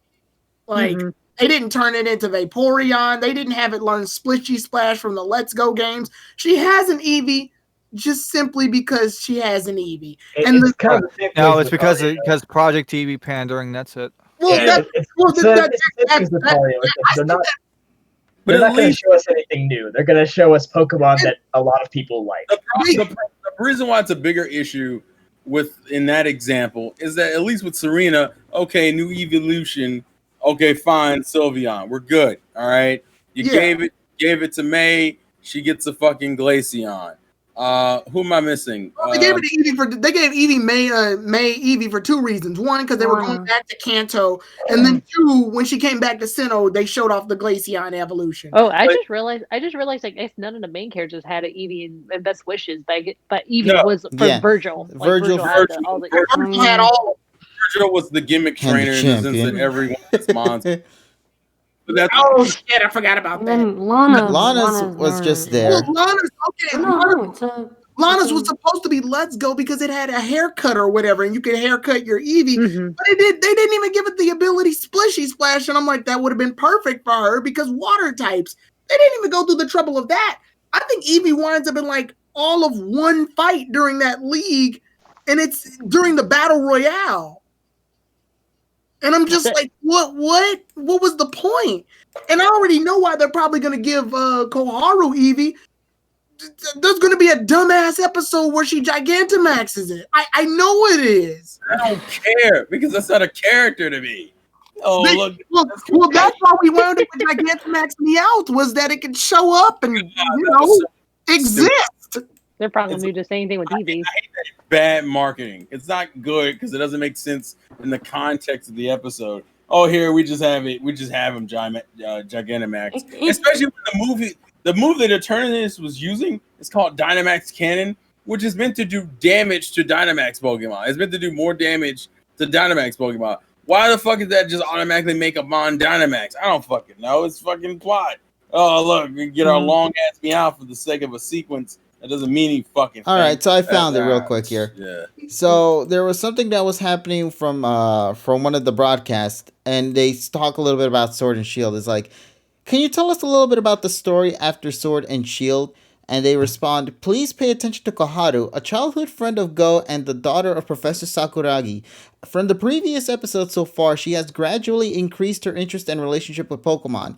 An encounter with a certain Eevee takes her a big step, and there is a secret in that Eevee. Please look forward to the broadcast. And he also states here, if I remember correctly from the live talk event, the director said that the reasoning as to why Koharu had less screen time so far is because he wanted to put development for Satoshi and Go first before going to Koharu. But the staff did not expect that there is so much to do for Satoshi/Go development. What development? I don't like that explanation. You're talking about a series that was able to do response. Excuse me. That was able to do 3 to 4 characters at a fucking time. Yeah, I don't like the response. Hell, even Sun and Moon did a crap ton of traveling companions at once. The fuck you mean you had too much development for Go and Ash that you couldn't do Koharu? What fucking developments did you do? You have a bunch of fucking fillers. If that was why you have so many fillers, if that's the case. They could probably get rid of some of these fillers. I do hope that we keep that. the quaking one though, please. I'm just saying. Can I keep at least that filler episode? Can we So, remove everything else? But let me keep that I one. don't care. I'm just saying you can't make the argument to me that the reasoning why you didn't give Koharu any development is because you needed to give because Ash and Go had so much development. You mean Go, the character isn't even fully fleshed out yet? You mean that character over there? And Ash, who was already god tier status when the fucking series began. What development did you give Ash? You gave him Monster Catch and this little mini thing with B. That's only 2 fucking episodes. And we haven't even seen a far. Pokemon Like, World Championship battle in a while. Yes, true. They're trying to cram in way too much, and also because of this, Galar also suffers too. It's like I was saying yesterday that half of my favorite Pokemon are actually from Gen 8. Like I love Gen 8 designs, and I really had fun. And it's like we're not really even seeing many Galar Pokemon. How did you? And then you dog out the Galar gym leaders. We've only seen 2 of them. We've only seen Raihan and B.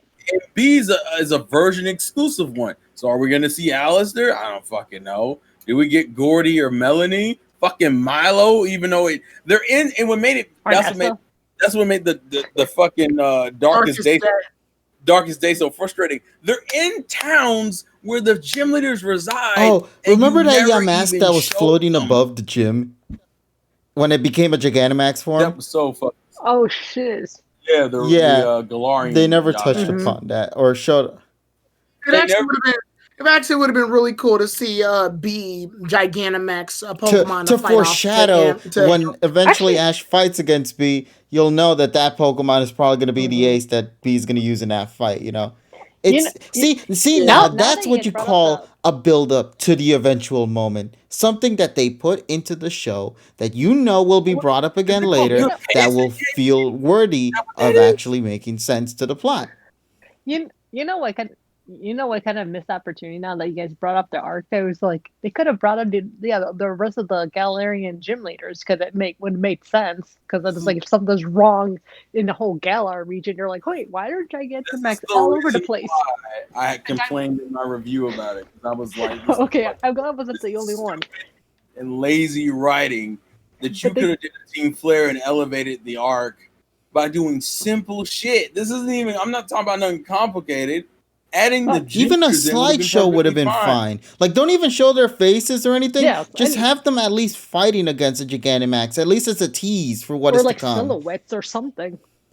Because you're gonna have to use them eventually. I would hope. I mean, we're never getting this in the anime, guys. Well, that'd be just fucking. Dumb. I just, to me, like the defense of, and TSS is making the right defense. He's right in the sense that stuff's going to happen in the future. The show has to have a future because the episodes are still coming out. I just don't like the wait till next time. I don't like the next time on Dragon Ball Z excuse. Like, I'm sorry. This is basically the Frieza. I'm gonna destroy this planet in 5 minutes. 5 episodes later.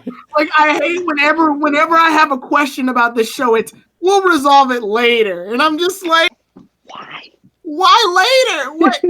You can still have stuff be finished and continue your series. Or at least throw a nod to know that you are coming back, rather than us having to speculate that you're coming back. Yeah, this way it feels like you're lying to us. Well, that's at least I think we all got our message across at the end of the day. Journeys is a very divisive series that, for the most part, is actually pretty fun. I'll say that. But in the grand scheme of things, though, what exactly is going to happen to Journeys when we get to the end after all of this is wrapped up? That's still something too early to tell, but I do want to state, Journeys, if you don't fix yourself at this point, right now, these situations that you're having at this moment are going to bite you in the butt. And it's going to hurt. It's a shame when Karina's arc in XY to control her Mega Evolution for Lucario is 5 episodes long and the Darkest Day is 4. And by the way, the arc wasn't even complete. No, they had to have the gym battle after that. Which is some episodes later. The point I'm saying is that they didn't just conclude it then and there. They made sure to let some time pass by to then get to the conclusion. They took their time. They made sure. You could develop a character for 5 episodes, but you can't do a decent arc and I'm hoping by like mid season 2 or the latest season. Yeah, they're gonna get 3, their act together because why do you have to wait that long? Why do you have to wait that long for that? That's under X and Y. The waiting has just become a thing at this point. Yeah, Sunny Moon was even worse. Like, It took first for season was fans that 3 interesting. years. For me, I was just enjoying the whole ride. Yeah, and there was no Yeah. pandemic either. That's That's all stupid. right. That's what that is. I know it's like bullshit. I'm kind of expecting it's Unfortunately, gonna be the with you same saying thing, that, like because they're TSS, gonna. I get this strange feeling that this is just BW2 all over again because of this situation, and that hurts me the most to say that because it's not even their fault. It's just a shitty situation that they Yeah. now are caught in, and they have to try to find a way to Yeah. fix that mess up before it gets Yeah, any they got worse. it. They I'm probably not listen. I'm not gonna. Yeah, because the biggest problem right here is they had to adjust shit because they are still on track with the fucking Game Freak shit. But since this is a freewheeling thing, they're trying to figure out what the fuck is the writing going to do because they still have to honor the shit coming out, the Well, DLC arcs and shit, and then to try to do character development on top of that, and then they had the 6-week work stoppage, and it's like a fucking clusterfuck.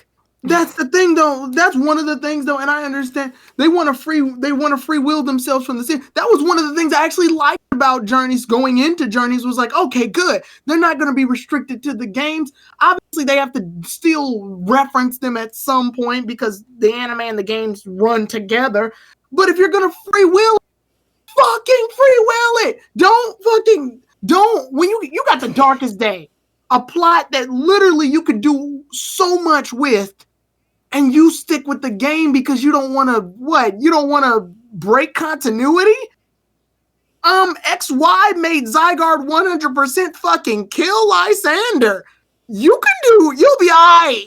You'll be alright. You'll be all fucking right. Team Rocket and Team Plasma wasn't even a thing in the Black and White games, and they wound up wanting to do that. Oh yeah, they made a whole fucking war between Plasma and Rocket and Best Wishes. It just didn't get the chance to get released. But even Best Wish, oh wow, even Best Wish, Best Wishes. He had to do a double take when he said those 2 words. He never thought he'd say something positive about a show. Best Wishes had a creative idea. It's like, oh no, shit. I don't like how it's like an oh wow moment with Best Wishes, but we're gonna. Well, that's okay. Yeah, to be fair, they had some unfair jabs, and we can't control everything that happened to them. But you can. But Jesus Christ, like Journeys is using. I see a lot of excuses with Journeys when something doesn't come out, and it's not from TSS. I mean, like from just the show. The show keeps bringing up these excuses, like, "Oh, we can't because this." I'm like, "Why can't you? Why exactly can't you?" It's another case of trying to do a different direction, and sometimes you got to just fucking see what sticks on the fucking wall, because you have to remember that this franchise has to do shit differently on each of the series. Since Best Wishes, they've had to do something fucking different to stay relevant in the ratings, and they're not working. It's not fucking working. Yeah, and that's what it is. And I think what it's gonna take is gonna be like some serious shit. Like in year 2, this is make or break time. If they don't fucking clean up their act, they're fucking done. They're fucking done. Yeah. And with that, what do you guys say we go and call it a wrap then? It is 1 a.m. right now. Yeah, I realized I have work tomorrow. So I got to take care of that. Yeah. Well, don't you not have work? And also it's time for the dailies, but that's after this.